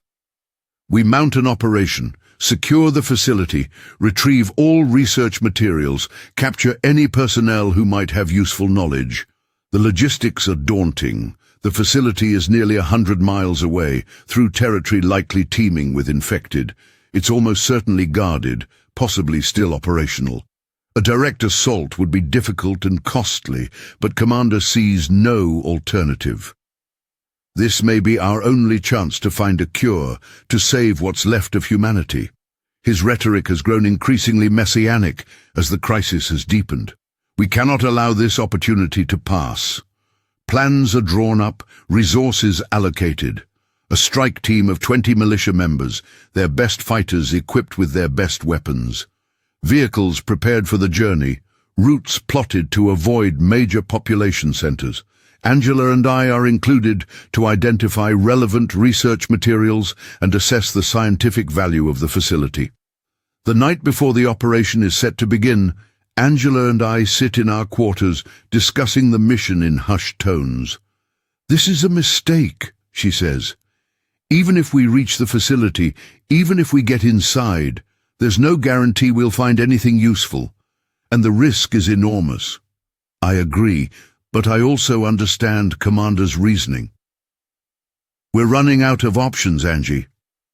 The research here has hit a wall. We need more information, more resources. Or maybe there is no cure," she says, voicing the fear that's been growing in both of us. "Maybe this thing is exactly what it was designed to be, unstoppable." I have no answer for that. We've both seen enough to know it's a real possibility. The virus adapts too quickly, overcomes every obstacle we place in its path. It's almost as if it's intelligent, purposeful in its spread and evolution. "If there is a way to stop it," I say finally, "it's worth any risk to find it." The operation begins at dawn. 3 vehicles, rugged SUVs modified for the journey with reinforced bumpers, protected fuel tanks, mesh over the windows to prevent infected from breaking through. The strike team loads equipment, weapons, supplies. Commander will lead personally, with Angela and me in his vehicle. As we prepare to depart, Dr. Emerson approaches. She's not part of the mission. Someone needs to continue the research here, maintain what progress we've made. Be careful, she tells us, and be thorough. If there's anything there that can help us understand this thing, we need it. The journey begins relatively smoothly. The mountain roads are largely clear, with only occasional abandoned vehicles to navigate around. We see infected in the distance, but are able to avoid most direct encounters. The few that do approach are dispatched efficiently by the guards, riding in the lead vehicle. But as we descend from the mountains toward the more populated areas around Denver, the situation deteriorates. The highways are choked with abandoned cars, forcing us onto secondary roads that take us through small towns and suburbs. Each one presents the same apocalyptic landscape, buildings with broken windows, streets littered with debris and bodies, the occasional shambling figure that takes notice of our passing. We're forced to stop several times to clear paths, siphon fuel from abandoned vehicles, eliminate infected that get too close. Each delay increases the risk, extends our exposure. By late afternoon, we've reached the outskirts of the research facility's location. It's situated in a remote area west of Denver, surrounded by forest and accessible only by a single access road. Commander orders the vehicles concealed in the trees about a mile from the entrance. From here, we'll approach on foot, assess the situation, and determine the best method of entry.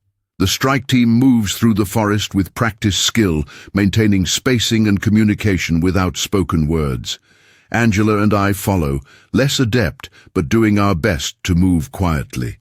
As we near the facility, Commander signals for a halt, directing his lieutenants to set up observation positions. Through binoculars, we study the complex. It's smaller than I expected. A cluster of low buildings surrounded by a perimeter fence topped with razor wire. Guard towers at each corner, though only one appears to be manned. A single gate with a checkpoint currently closed. Few signs of activity. No vehicles moving. Minimal external lighting. No visible personnel except the lone guard. It's still operational, Commander concludes, but minimally staffed. Most likely a skeleton crew maintaining essential systems and security. His assessment makes sense. In the chaos of the outbreak, non-essential personnel would have been evacuated, leaving only those necessary to secure the facility and its sensitive contents. Commander outlines his plan. Approach under cover of darkness, neutralize the guard, breach the gate, secure the interior building by building. Quick, quiet, minimizing damage to potential research materials. As night falls, we move into position near the perimeter fence. The strike team readies equipment, wire cutters, silenced weapons, flashbang grenades if needed. Commander reiterates the priorities. Secure the facility with minimal damage. Capture rather than kill any personnel who might have useful information. Retrieve all research materials related to the virus. The operation begins with a sniper taking out the guard in the tower. A clean shot, no alarm raised. A team approaches the fence, cutting a section large enough for entry. We move through in small groups, maintaining cover and silence. At the main building, Commander splits the force. Teams to secure the perimeter, teams to enter and clear each structure, Angela and I with a protection detail to identify research areas and materials. The main building is unlocked, eerily quiet. Emergency lighting provides minimal illumination as we move through sterile corridors lined with offices and laboratories. Most are empty, showing signs of hasty evacuation, papers scattered, equipment left running. Personal items abandoned. We find what appears to be the primary research area, a large laboratory space with advanced equipment, much of it still operational. Computers hum, centrifuges whir. Climate control systems maintain precise temperatures for stored samples. Someone has been maintaining this space, keeping the research viable. As Angela and I begin examining the equipment and materials, trying to determine what might be useful, shouting erupts from another part of the building. Gunfire follows, short, controlled bursts that echo through the corridors. "Stay here," orders the guard assigned to us. "Lock the door. I'll check what's happening." He exits before we can object, securing the door behind him. Angela and I exchange worried glances, then return to our task. Whatever's happening elsewhere, our mission remains the same. Find anything that might lead to a cure. The laboratory contains a wealth of information, research notes, experimental data, virus samples in various stages of modification. It confirms what we already suspected. The virus was engineered as a weapon, designed to be highly transmissible, difficult to treat, capable of rapid adaptation to overcome countermeasures. But there's more. We find documents detailing a secondary research track, not just the development of the virus, but also a fail-safe. A kill switch engineered into the virus's genetic structure, a specific compound that would trigger self-destruction at the cellular level. They built in a cure, Angela says, her voice a mix of awe and anger. They created this nightmare, but they made sure they could end it if necessary. The formula for the compound is complex, requiring specialized equipment and precursor chemicals that would be difficult to obtain under normal circumstances, let alone in the current chaos. But it exists. A cure exists. As we're gathering the relevant documents and samples, the door bursts open. Commander enters, blood splattered across his tactical vest, expression grim. "We're compromised," he states flatly. "Government forces approaching from the east. We need to move, now." "We found it," Angela tells him, holding up the research notes. "A potential cure. They engineered a kill switch into the virus." For a moment, Commander's face shows genuine hope. The first I've seen from him. Then his pragmatic nature reasserts itself. "Gather everything. We leave in 5 minutes." As we collect the critical materials, I ask, "What happened? Who was here?" "Research staff," Commander replies. 6 of them, holed up in the secure living quarters. They resisted. It didn't end well for them. The cold way he says this sends a chill through me. These were scientists, not soldiers. They might have had knowledge, expertise that could help develop the cure. Now they're just more casualties in an endless line. We exit the building to find chaos. The eastern perimeter is under fire, muzzle flashes visible in the darkness. The strike team is engaged in a fighting retreat, attempting to reach the breach point where we entered. "Government forces?" I ask as we run, clutching the precious research materials. "Military," Commander confirms. Heavy weapons, night vision, coordinated tactics. This facility was more important than we realized. We reach the breach point, slipping through the cut fence as covering fire keeps the military response at bay. In the forest, we split into smaller groups, using the darkness and terrain to evade pursuit as we make our way back to the vehicles. By the time we reach them, it's clear we've taken losses. Of the 20 who began the mission, only 14 return. Some are wounded. All are exhausted. But we have what we came for. The research that might lead to a cure. The journey back to the compound is tense, each of us aware that we might be followed, that the military might have the resources to track us. We take indirect routes, avoid main roads, maintain radio silence. It adds hours to the trip, but caution outweighs speed now. Dawn is breaking as we finally approach the compound. Something feels wrong immediately. No guards at the outer checkpoints, no response on the radio channels. As we get closer, we see smoke rising from several buildings. Commander orders the vehicles to stop at a distance. "Reconnaissance first," he orders. 2 of his men move forward on foot, disappearing into the trees. They return 20 minutes later, their expressions telling the story before they speak. "The compound has been overrun," one reports. "Infected everywhere. No sign of survivors." Commander's face hardens, but his eyes show the blow this news delivers. "How?" "The defenses were solid, the protocols clear." "Hard to say for certain," the scout replies, "but it looks like it came from inside. The quarantine area is breached from the inside out. Someone turned without being detected. The implication is clear. One of their own, someone trusted enough to move freely within the compound, became infected without showing symptoms until it was too late. By the time they turned, they were inside the perimeter, behind all the defenses designed to keep the infected out. "We need to confirm," Commander decides. "Check for survivors. Retrieve any critical supplies or research materials if possible."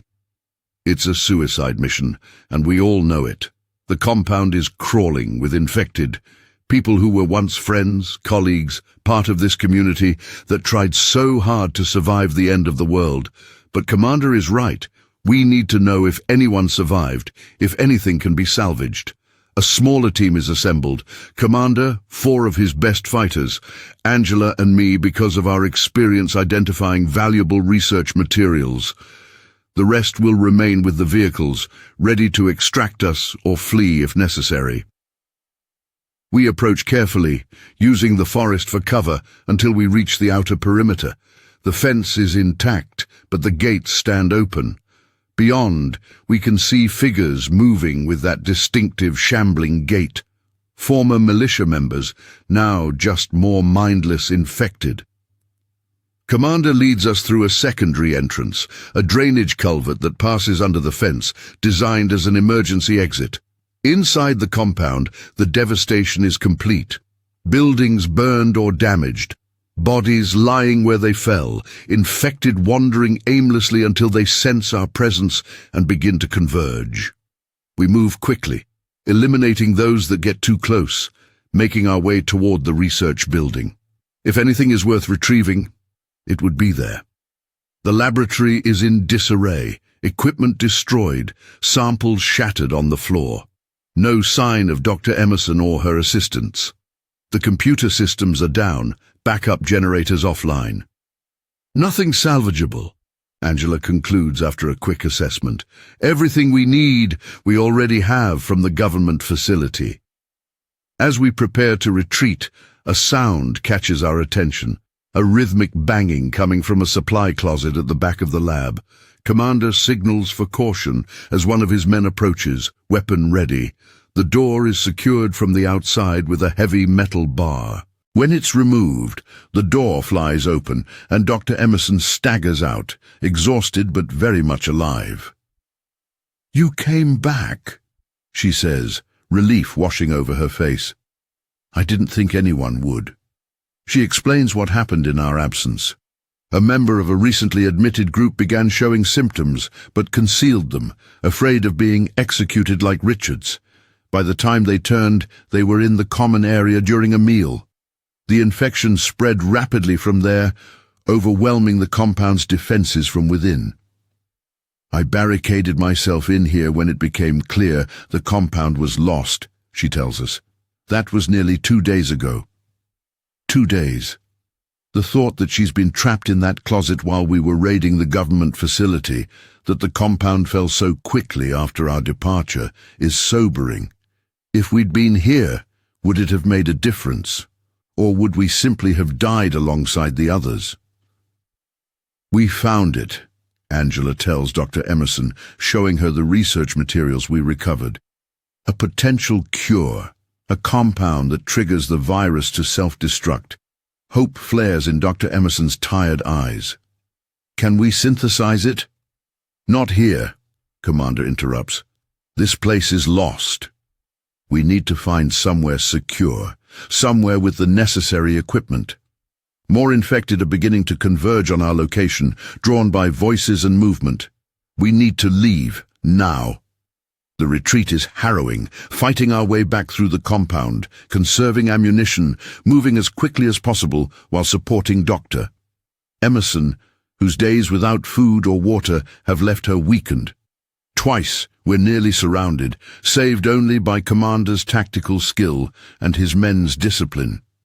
We reach the culvert, slipping back under the fence, just as a large group of infected rounds the nearest building. Back at the vehicles, the survivors receive the news of the compound's fall with grim acceptance. They've seen too much horror to be shocked anymore. "Where do we go now?" asks one of the militia members, the question on everyone's mind. Commander considers for a moment, studying a map spread on the hood of one of the SUVs. "There's a research station in the San Juan Mountains," he says finally. "Remote, self-sufficient, accessible only by a single road that can be easily defended.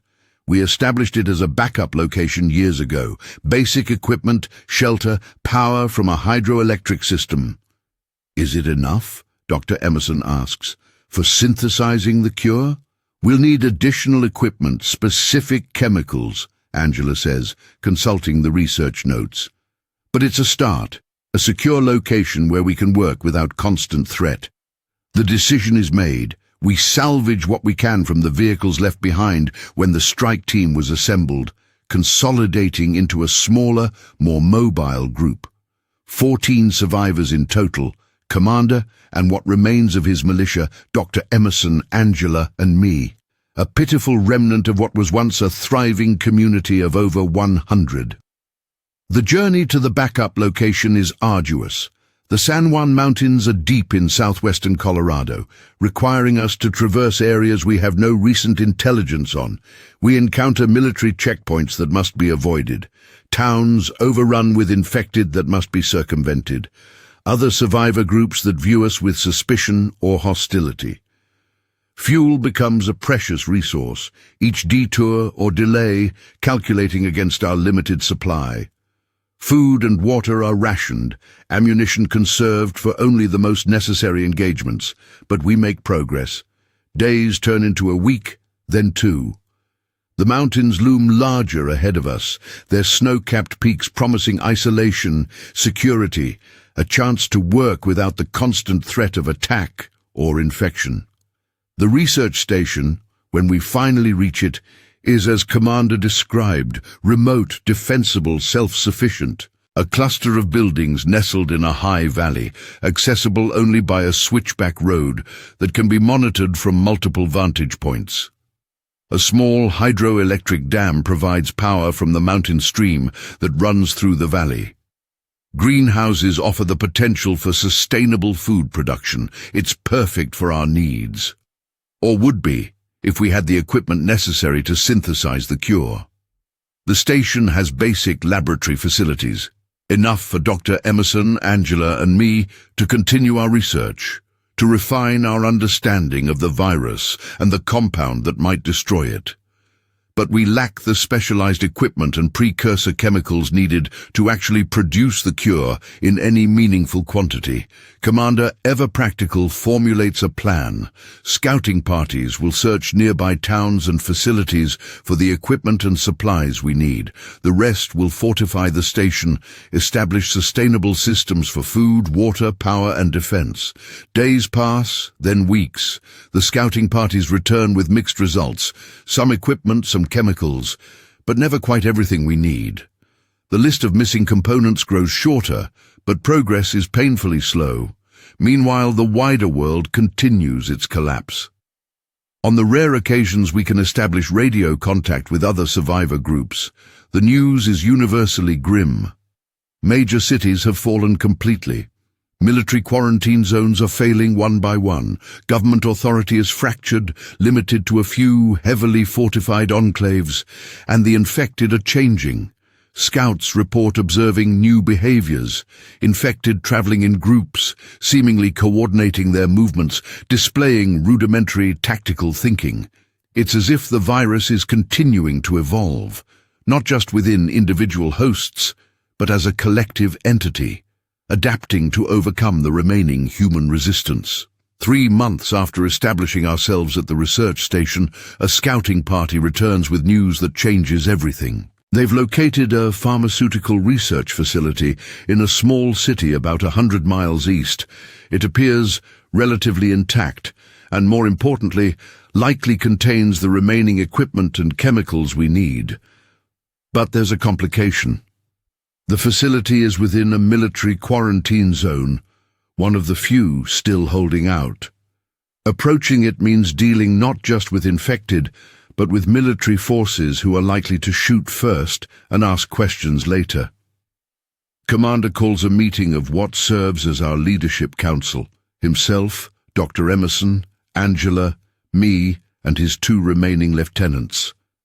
The decision before us is stark. Risk everything on a mission that might secure the final components we need, or continue our incremental approach, knowing that each day reduces our chances of success as the world around us deteriorates further. If this facility has what we need, Dr. Emerson argues, then the risk is justified. We're running out of time. Approaching a military quarantine zone is suicide, counters one of Commander's lieutenants.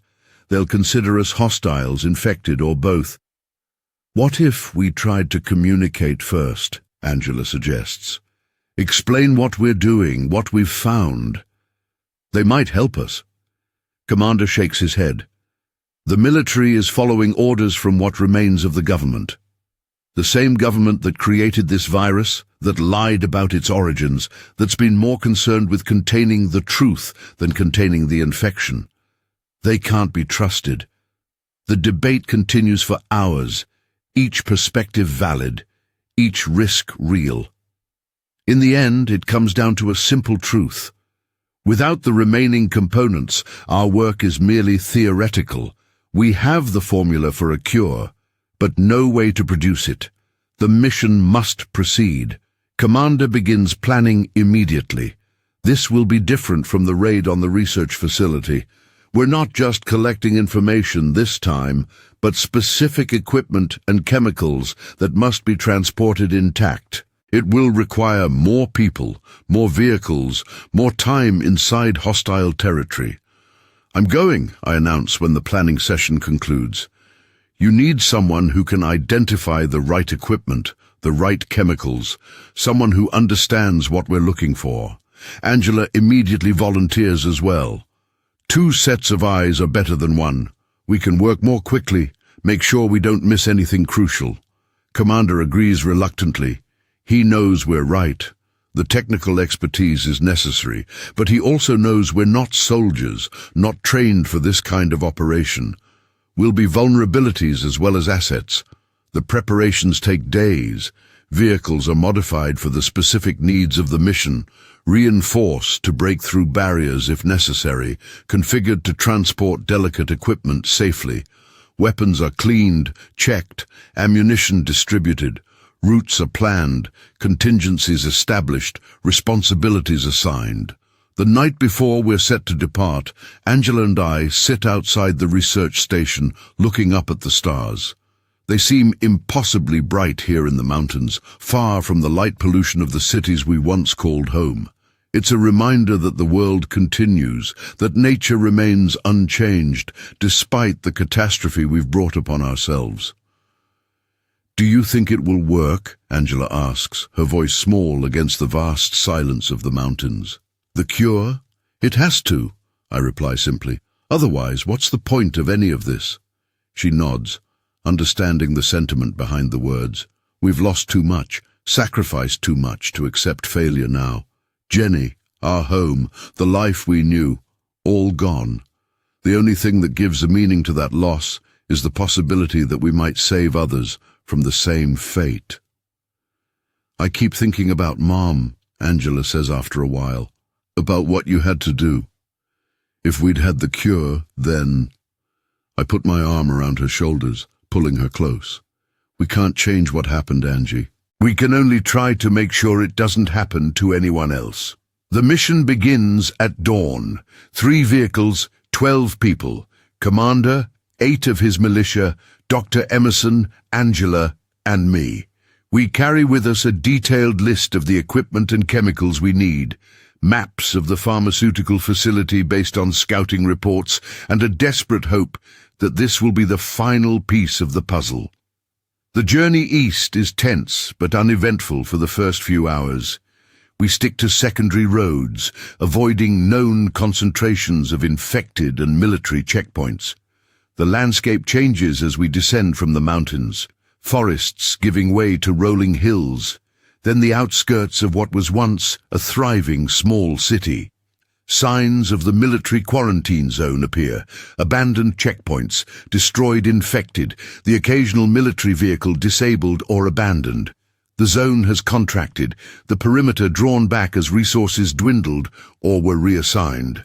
We approach the new perimeter cautiously. Scout reports indicate it's a makeshift barrier, concrete blocks, razor wire, armed guards in towers constructed from scaffolding and shipping containers.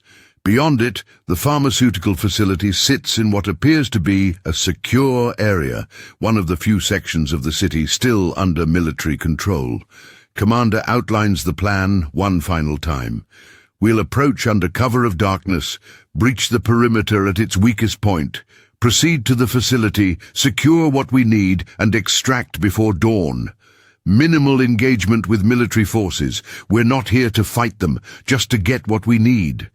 As night falls, we move into position, concealing the vehicles in an abandoned warehouse near the perimeter. The militia members prepare their gear, night vision goggles, silenced weapons, wire cutters, breaching tools. Angela and I review the list of required items once more, committing it to memory. The operation begins smoothly. The perimeter breach is accomplished without raising an alarm. A section of fence cut. Guards in the nearest tower distracted by a diversionary noise in the opposite direction. We slip through in small groups, regrouping in the shadow of a derelict building inside the quarantine zone. The streets are eerily quiet. Unlike the chaos outside the zone, here everything is orderly, controlled. Occasional military patrols pass, but they're focused outward, watching for infected attempting to break in rather than survivors already inside. We reach the pharmaceutical facility without incident. It's a modern building, 4 stories of glass and steel surrounded by its own security fence. A single military checkpoint guards the entrance, manned by 2 soldiers who look bored and tired. Commander signals to his snipers, who take aim from concealed positions. 2 silent shots, 2 bodies dropping simultaneously. Another team moves forward to secure the checkpoint, ensuring no alarm is raised. Inside the facility, the atmosphere changes. The military presence is minimal. They're guarding the perimeter, not the building itself. Instead, we find civilian scientists working through the night, their focus absolute, unaware of our infiltration until Commander's team secures the ground floor. "Please, don't shoot," begs a terrified researcher as we enter the main laboratory. "We're just doing our work. We're trying to help." Commander motions for his men to lower their weapons slightly. "What work?" he demands. "What are you doing here?" "Vaccine development," the researcher explains, hands still raised. "For the infection. We've been working non-stop since the outbreak began." Angela and I exchange glances. Could it be possible? Is the military actually working on a solution rather than just containment? "Show us," Commander orders. The researcher leads us deeper into the facility, to a large laboratory where several others are working on various aspects of what appears to be a legitimate vaccine research program. Equipment hums, centrifuges spin, computer models run simulations. It's exactly what it appears to be, but it's also not enough. "A vaccine won't help those already infected," Angela explains to the lead researcher, a Dr. Nora Chen, according to her ID badge.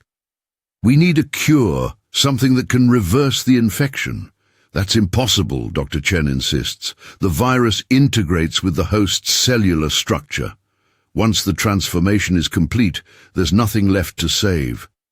"We think otherwise," I counter, producing the research notes from the government facility. "We found evidence of a kill switch engineered into the virus, a way to trigger self-destruction at the cellular level." Dr. Chen's eyes widen as she reviews the documents. Where did you get this?" "From the people who created the virus in the first place," Commander states flatly. "Your government." The accusation hangs in the air, neither confirmed nor denied. But Dr. Chen's reaction tells us she's at least aware of the virus's origins, even if she wasn't directly involved. "If this is accurate," she says finally, "then yes, theoretically, a cure is possible. But the synthesis would be incredibly complex, requiring specialized equipment and precursors that are difficult to obtain even under normal circumstances." "That's why we're here," Angela explains. "We have most of what we need, but we're missing these components." She produces our list, marking the items we still require.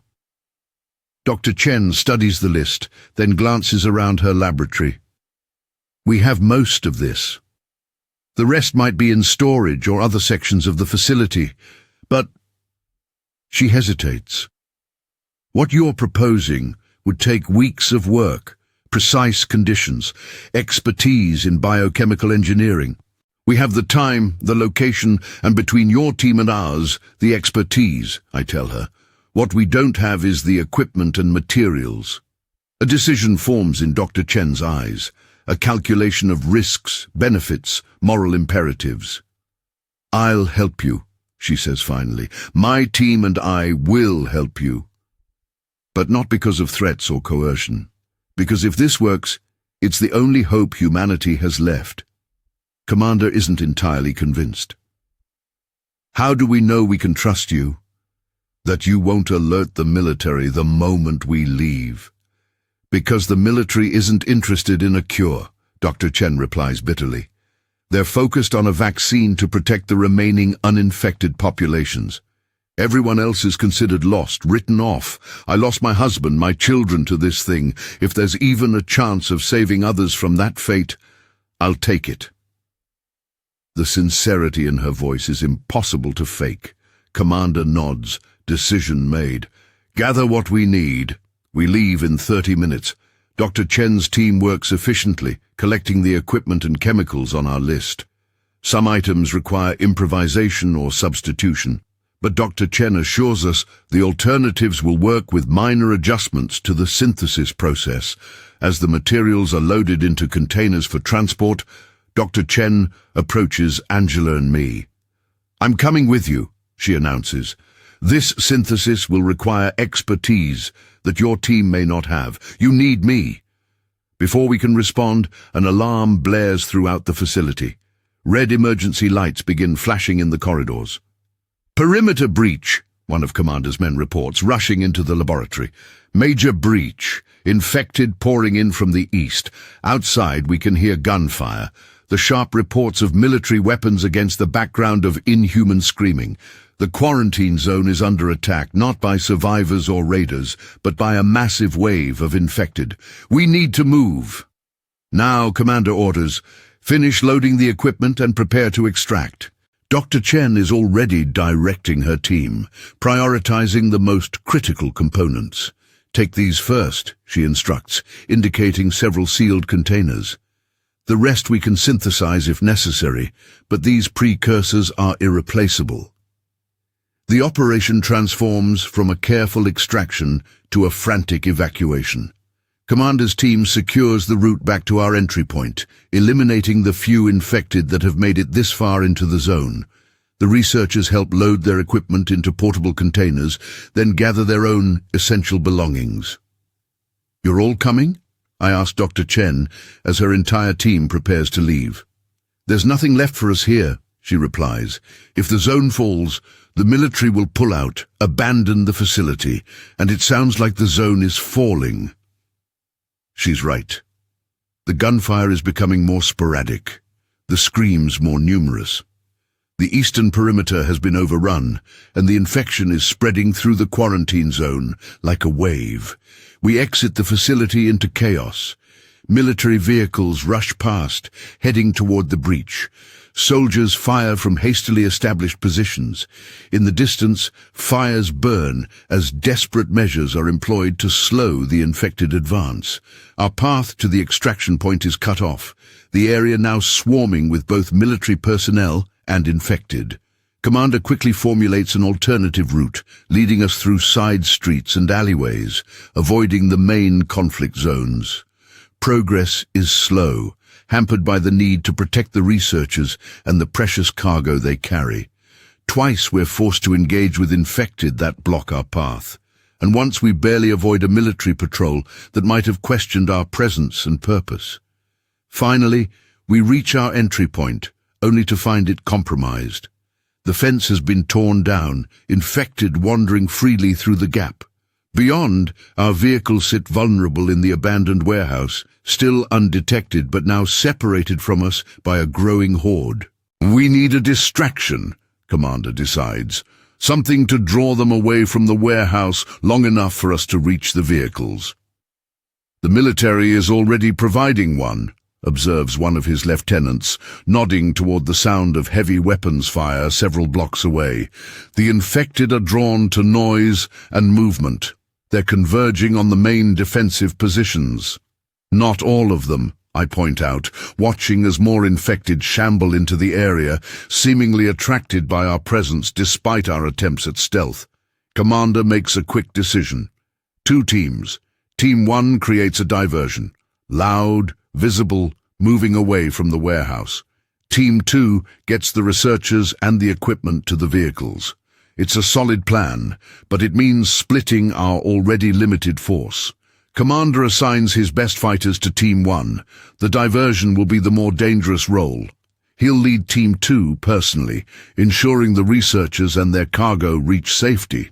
The diversion begins with a carefully aimed shot that takes down an infected at the far end of the street. The sound draws attention, and Team 1 follows it with more noise, shouts, additional shots, flares launched into the night sky. The infected respond predictably, moving toward the commotion in a growing wave. As they're drawn away, Team 2, Commander, 3 militia members, the researchers, Angela and me, makes a dash for the warehouse. We reach it without major incident, though one researcher twists an ankle on debris and must be supported by the others. The vehicles are where we left them, untouched and ready. We load the equipment and personnel, Commander taking the wheel of the lead SUV, while his men prepare to cover Team 1's withdrawal. Team 1 falls back in stages, maintaining the diversion while gradually working their way toward the warehouse. They're skilled, disciplined, but the sheer number of infected pursuing them is overwhelming. They're forced to engage more directly than planned, using precious ammunition to clear a path. 4 of the 6 make it back to the warehouse. The other 2 provide final covering fire, sacrificing themselves so their comrades can reach safety. Even as the vehicles pull away, we can see them fighting to the last, surrounded by a sea of infected that finally overwhelms them. The escape from the quarantine zone is chaotic. The military, focused on the massive breach from the east, pays little attention to our departure to the west. We encounter scattered infected, but are able to avoid or eliminate them without stopping. By dawn, we're miles away, following a different route back toward the mountains than the one we took in. Behind us, the quarantine zone has likely fallen completely, another fragment of civilization lost to the spreading infection. Dr. Chen and her team, 5 researchers in total, are subdued, processing the reality that they've abandoned their work, their home, for an uncertain future with people who were technically their enemies just hours ago. "Will it be enough?" I asked Dr. Chen, gesturing to the equipment and chemicals we've secured. "Do we have what we need now?" She nods cautiously. "I believe so. The synthesis will be complex, time-consuming, but with the combined expertise of our teams, it should be possible." The journey back to the research station takes longer than our approach. We're carrying more people, more equipment, and must navigate carefully to avoid drawing attention. But 3 days later, the familiar silhouette of the mountains appears on the horizon, home, or the closest thing we have to it now. Upon our return, the work begins immediately. The equipment is set up in the station's laboratory, expanded now to accommodate the additional personnel and processes. Dr. Chen takes charge of the synthesis efforts, working closely with Dr. Emerson to combine their knowledge and approaches. Days turn into weeks as the complex process unfolds. The synthesis requires precise conditions, careful monitoring, multiple stages of refinement. Failures occur, forcing restarts with precious materials that cannot be wasted. But progress is made, step by painstaking step. While the synthesis continues, Commander reinforces the station's defenses. The addition of Dr. Chen's team has increased our numbers, but also our resource consumption and the complexity of our security needs. Scouts report increased infected activity in the surrounding regions. Not just random wanderers, but organized groups moving with purpose, as if searching for something. For us. 6 weeks after the raid on the pharmaceutical facility, Dr. Chen announces a breakthrough. The synthesis is complete. We have produced a small quantity of the compound, enough for initial testing, if not widespread distribution. "We need to confirm it works," she cautions, as we gather in the laboratory. "The formula is sound in theory, but we have no way of knowing if the virus has mutated beyond its parameters, if the kill switch is still viable." "How do we test it?" Angela asks the question we're all thinking. We need an infected subject, Dr. Chen states simply. One in the early stages, before full transformation. The room falls silent. We know what this means. Someone will have to be deliberately exposed to the infection, then treated with the compound, a human test subject. No, Commander says firmly, too dangerous. If it fails, if the subject completes the transformation, they become a threat inside our perimeter. There's no other way, Dr. Chen insists. Computer modeling can only take us so far. At some point we need empirical data. The debate continues, each perspective valid, each concern real. In the end, it's resolved in a way none of us anticipated. One of Dr. Chen's researchers, a quiet man named Michael, who lost his entire family in the early days of the outbreak, steps forward. I volunteer, he says simply. I'll be your test subject. Dr. Chen protests immediately. Michael, no, you're too valuable to the project. Your expertise is not unique, he interrupts. Any of you can continue my work, but not all of you are willing to take this risk. He looks around the room, his expression resolute. I have nothing left to lose, and everything to gain if this works. No amount of argument dissuades him. Michael's decision is made, his mind set. He sees it as both practical and meaningful, a way to contribute that goes beyond his technical skills, a chance to be part of the solution in the most direct way possible. Commander insists on strict protocols. Michael will be isolated in a secure area of the station, monitored remotely. If the treatment fails, if he turns completely, he will not be allowed to endanger the others. It's a cold calculus, but necessary. The test begins with the collection of infected tissue samples from a recently killed infected, a risk in itself, requiring a specialized team to venture outside the compound's safety. The samples are processed in the laboratory, the active virus isolated and prepared for controlled exposure. Michael is moved to the isolation area, a converted storage room with reinforced doors and observation windows. Monitoring equipment is set up to track his vital signs and progression. The compound is prepared in its most promising formulation, ready for administration once infection is confirmed. The exposure is methodical, clinical, a small amount of the isolated virus introduced through a controlled abrasion on Michael's arm. The wound is then bandaged and the waiting begins. Hours pass with no visible effects. Dr. Chen monitors the readings, looking for the earliest signs of infection. Elevated temperature, increased heart rate, changes in blood chemistry. By the 6th hour they appear. Michael is officially infected. The compound is administered intravenously, flowing into his bloodstream to seek out and trigger the virus's engineered kill switch. Now we wait again, watching for signs of improvement or deterioration. The first 12 hours are promising.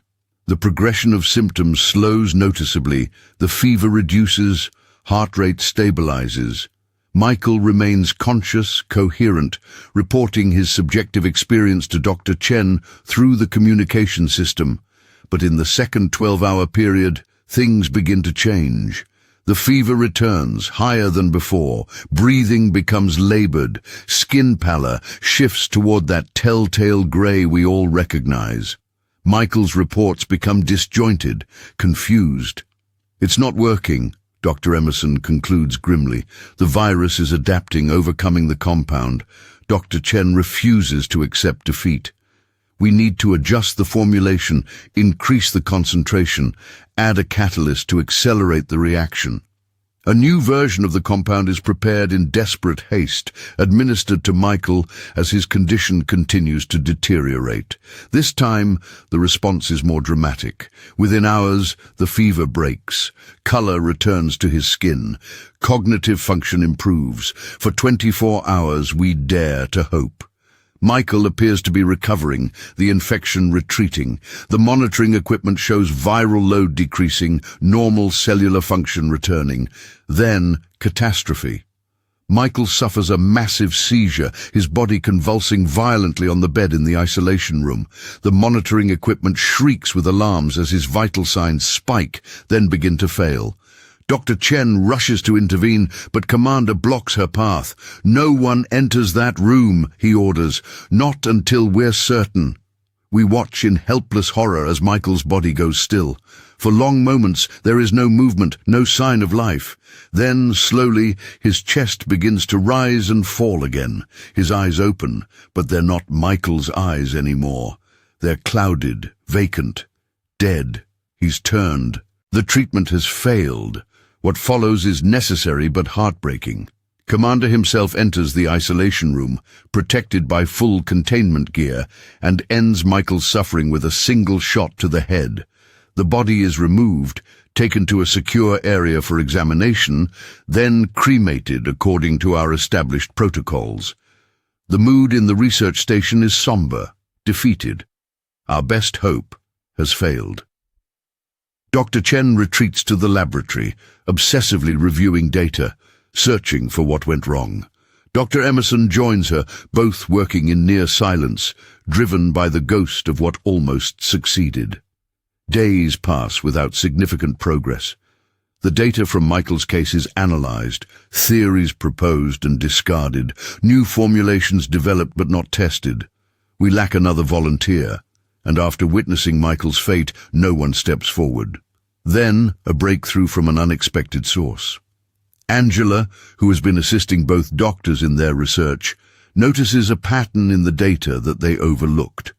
The compound was working. The virus was indeed self-destructing as designed, but it was releasing toxins in the process that overwhelmed Michael's system. The cure was killing the host while killing the virus. "We need to add a binding agent," she suggests, "something to capture and neutralize the toxins as they're released. Otherwise, the cure is as deadly as the disease." Dr. Chen and Dr. Emerson review her analysis, initially skeptical, then increasingly convinced. The theory is sound. The kill switch worked as designed, but the engineers who created it never accounted for the toxic byproducts of mass viral death within a host. A new formulation is developed, incorporating Angela's binding agent concept. But the question remains, how to test it?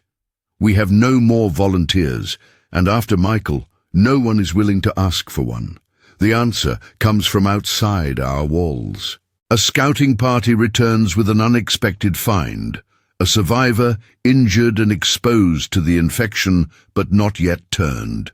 They found him in the foothills, running from a group of infected, bitten but still fighting.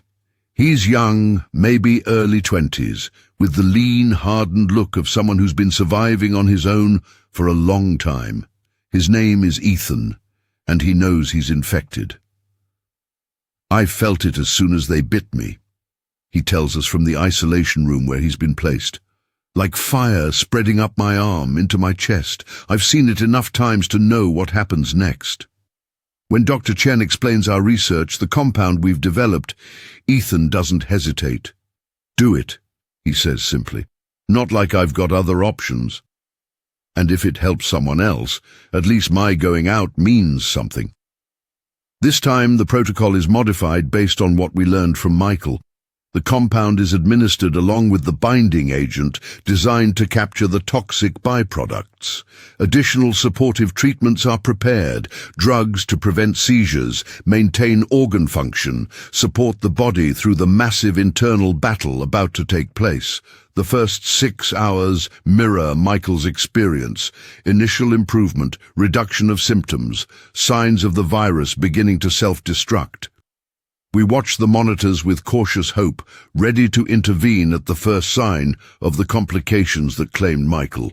The critical point arrives, the moment when Michael suffered his catastrophic seizure. Ethan's vital signs become erratic, his body fighting against both the infection and the cure. But the seizures don't come. The binding agent appears to be working, capturing the toxins, preventing them from overwhelming his system. 24 hours pass. Ethan remains stable, conscious, reporting decreasing pain and clearer thinking. The monitoring equipment shows viral load continuing to drop, now below detection thresholds in some tests. 48 hours. No detectable virus in blood samples. Cognitive function normal. Vital signs stable. Physical symptoms, the grey pallor, the inflammation around the bite wound, resolving. 72 hours. Dr. Chen makes the announcement we've barely dared to hope for. He's clear. The infection is gone. The cure worked. The celebration is subdued at first, tempered by the memory of Michael's sacrifice, by the knowledge that this is just one success against a world of infection. But it grows as the reality sinks in. We've done it. We've created a cure that works. Now comes the harder part: production and distribution. Our facility can produce the compound in limited quantities, enough for a few dozen treatments per week with our current equipment and supplies. It's a start, but nowhere near what's needed to make a difference on a global scale. Commander calls a council meeting to discuss next steps. The question before us is fundamental. What do we do with this cure? How do we use it to maximum effect in a world where infrastructure has collapsed, where communication is limited, where trust is non-existent?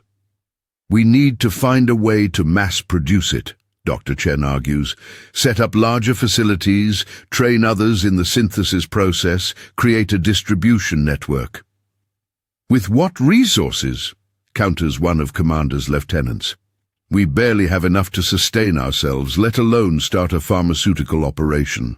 There must be government facilities still operating, suggests Dr. Emerson, military or CDC installations with the necessary equipment and personnel. Commander shakes his head. The same government that created this virus in the first place, that lied about its origins, that abandoned citizens to die while protecting their own interests. Why would we trust them with the cure? The debate continues, perspectives shaped by individual experiences and biases. Some argue for reaching out to military authorities, believing that despite past failures, they represent the best hope for widespread distribution.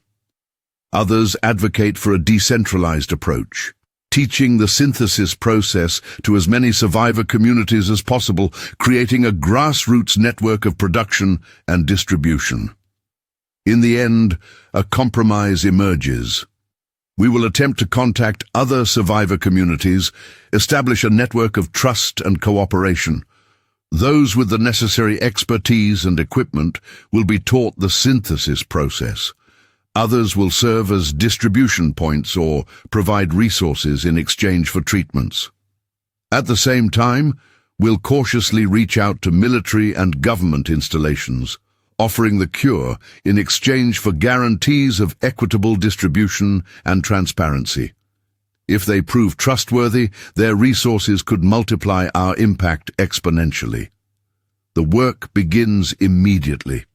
Scouting parties are dispatched with a new mission, not just to find supplies or avoid threats, but to make contact with other survivor groups, to spread word of the cure, to begin building the network that might save what's left of humanity. Communication proves to be the greatest challenge. With no functioning internet, limited radio equipment, and dangerous territory between communities, messages travel slowly and unreliably, but they travel. Word spreads. Hope spreads. Our first major breakthrough comes 2 months after Ethan's successful treatment. A military convoy approaches the research station, not with weapons raised in threat, but with a white flag of truce. They've heard rumors of a cure and have come to investigate. The convoy's commander, a Colonel Richardson, meets with our leadership council. He represents not the federal government, which has essentially collapsed, but a coalition of military units and civilian authorities that have established a secure zone in the former state of Utah. We have resources, he explains, manufacturing facilities, medical personnel, distribution networks. What we don't have is a cure. Commander regards him with suspicion, but Dr. Chen is more pragmatic. We have limited capacity to produce the compound. With your resources, we could treat thousands instead of dozens. A tentative agreement is reached. We will provide the formula and synthesis process to Colonel Richardson's coalition. They will establish production facilities and begin distribution within their zone of control, while also allocating resources to our continued research and production. In exchange, we maintain independence. Our research station remains under our control, our community self-governing. We also secure guarantees of transparency in distribution, ensuring the cure reaches all survivors regardless of rank, status, or usefulness. It's a risk, trusting what remains of the very power structures that failed to prevent, or perhaps even caused, the outbreak. But it's a calculated risk, balanced against the certain knowledge that we alone cannot save everyone who might be saved. As the military convoy departs, carrying precious samples of the compound and detailed instructions for its synthesis, I find myself standing with Angela at the perimeter fence, watching them disappear down the mountain road. "Do you think we did the right thing?" she asks, her voice carrying the weight of all the decisions that have led us to this moment. "I don't know," I answer honestly, "but I know we couldn't keep this to ourselves. Not when it might save what's left of the world." She nods, understanding the impossible calculus of our situation. "Do you think Mom would be proud of what we've done?" The question catches me off guard, a reminder of all we've lost personally while fighting for the larger cause. "Yeah," I say, throat tight with emotion. "She'd be proud of you, Angie." So proud. As we stand there, watching the sun set over the mountains that have become our home, I allow myself to feel something I've kept at bay for too long. Hope. Not the desperate hope of the damned, clutching at any possibility of salvation, but the cautious, fragile hope that comes with actual progress, with tangible success. The world we knew is gone. The lives we lived are gone. Jenny is gone. But humanity endures, and now it has a fighting chance. In the months that follow, our network expands. The military coalition proves surprisingly trustworthy, establishing production facilities and distribution centers as promised. Other survivor communities join the effort, contributing resources, expertise, personnel. The cure works consistently, though not perfectly. Those in the earliest stages of infection respond best with nearly complete recovery. Those in intermediate stages often survive, but may suffer permanent neurological damage. Those in the final stages, fully turned, remain beyond help. The human consciousness they once possessed is simply gone, with nothing left to save. But for the first time since the outbreak began, the infection's spread is being reversed. Zones of safety expand. Communication lines strengthen. Communities reconnect. Humanity begins the long, arduous process of rebuilding from the ashes of the world that was. I often think about how it all began. The packing plant, the cattle from the Western facility, the government contracts, the men in hazmat suits, a weapon that escaped its creator's control or was deliberately released by those who saw opportunity in chaos. The full truth may never be known. Those responsible are likely dead or in hiding, their secrets buried with them. It doesn't matter anymore. What matters is what we do now, how we rebuild, what we learn from the catastrophe we brought upon ourselves. Angela has taken charge of training new medical personnel in the treatment protocols, traveling between communities with military escorts. Dr. Chen leads the research efforts to improve the compound, making it more effective, easier to synthesize, more stable for transportation. Commander and his militia have transformed from a paranoid fringe group into the core of a new security network, protecting the fragile threads of civilization we're reweaving. As for me, I've found a different purpose. I travel with the distribution teams, seeking out those who haven't yet heard about the cure, those still hiding in fear or fighting to survive day by day. I tell them our story, how we lost everything, How we found hope, how we created a path forward from the darkest moment humanity has ever faced. And sometimes, in quiet moments when the work is done and the night is still, I talk to Jenny. I tell her about our daughter's courage, about the lives we've saved, about the world we're trying to build. I like to think she can hear me somehow, that she knows her death wasn't meaningless, that her memory drives us to ensure no one else suffers the same fate. The road ahead is long and uncertain. The infected still outnumber the living in many areas. Resources remain scarce. Old divisions, political, ideological, economic, threaten to re-emerge as immediate survival becomes less pressing. We are far from saved, but we have a chance now, a chance we didn't have before, a chance to rebuild not just what was lost, but something better, something worthy of the sacrifice of those who didn't live to see it. For Daryl, for Jenny, for Michael, for countless others whose names I'll never know. We'll make it count. We'll make it matter.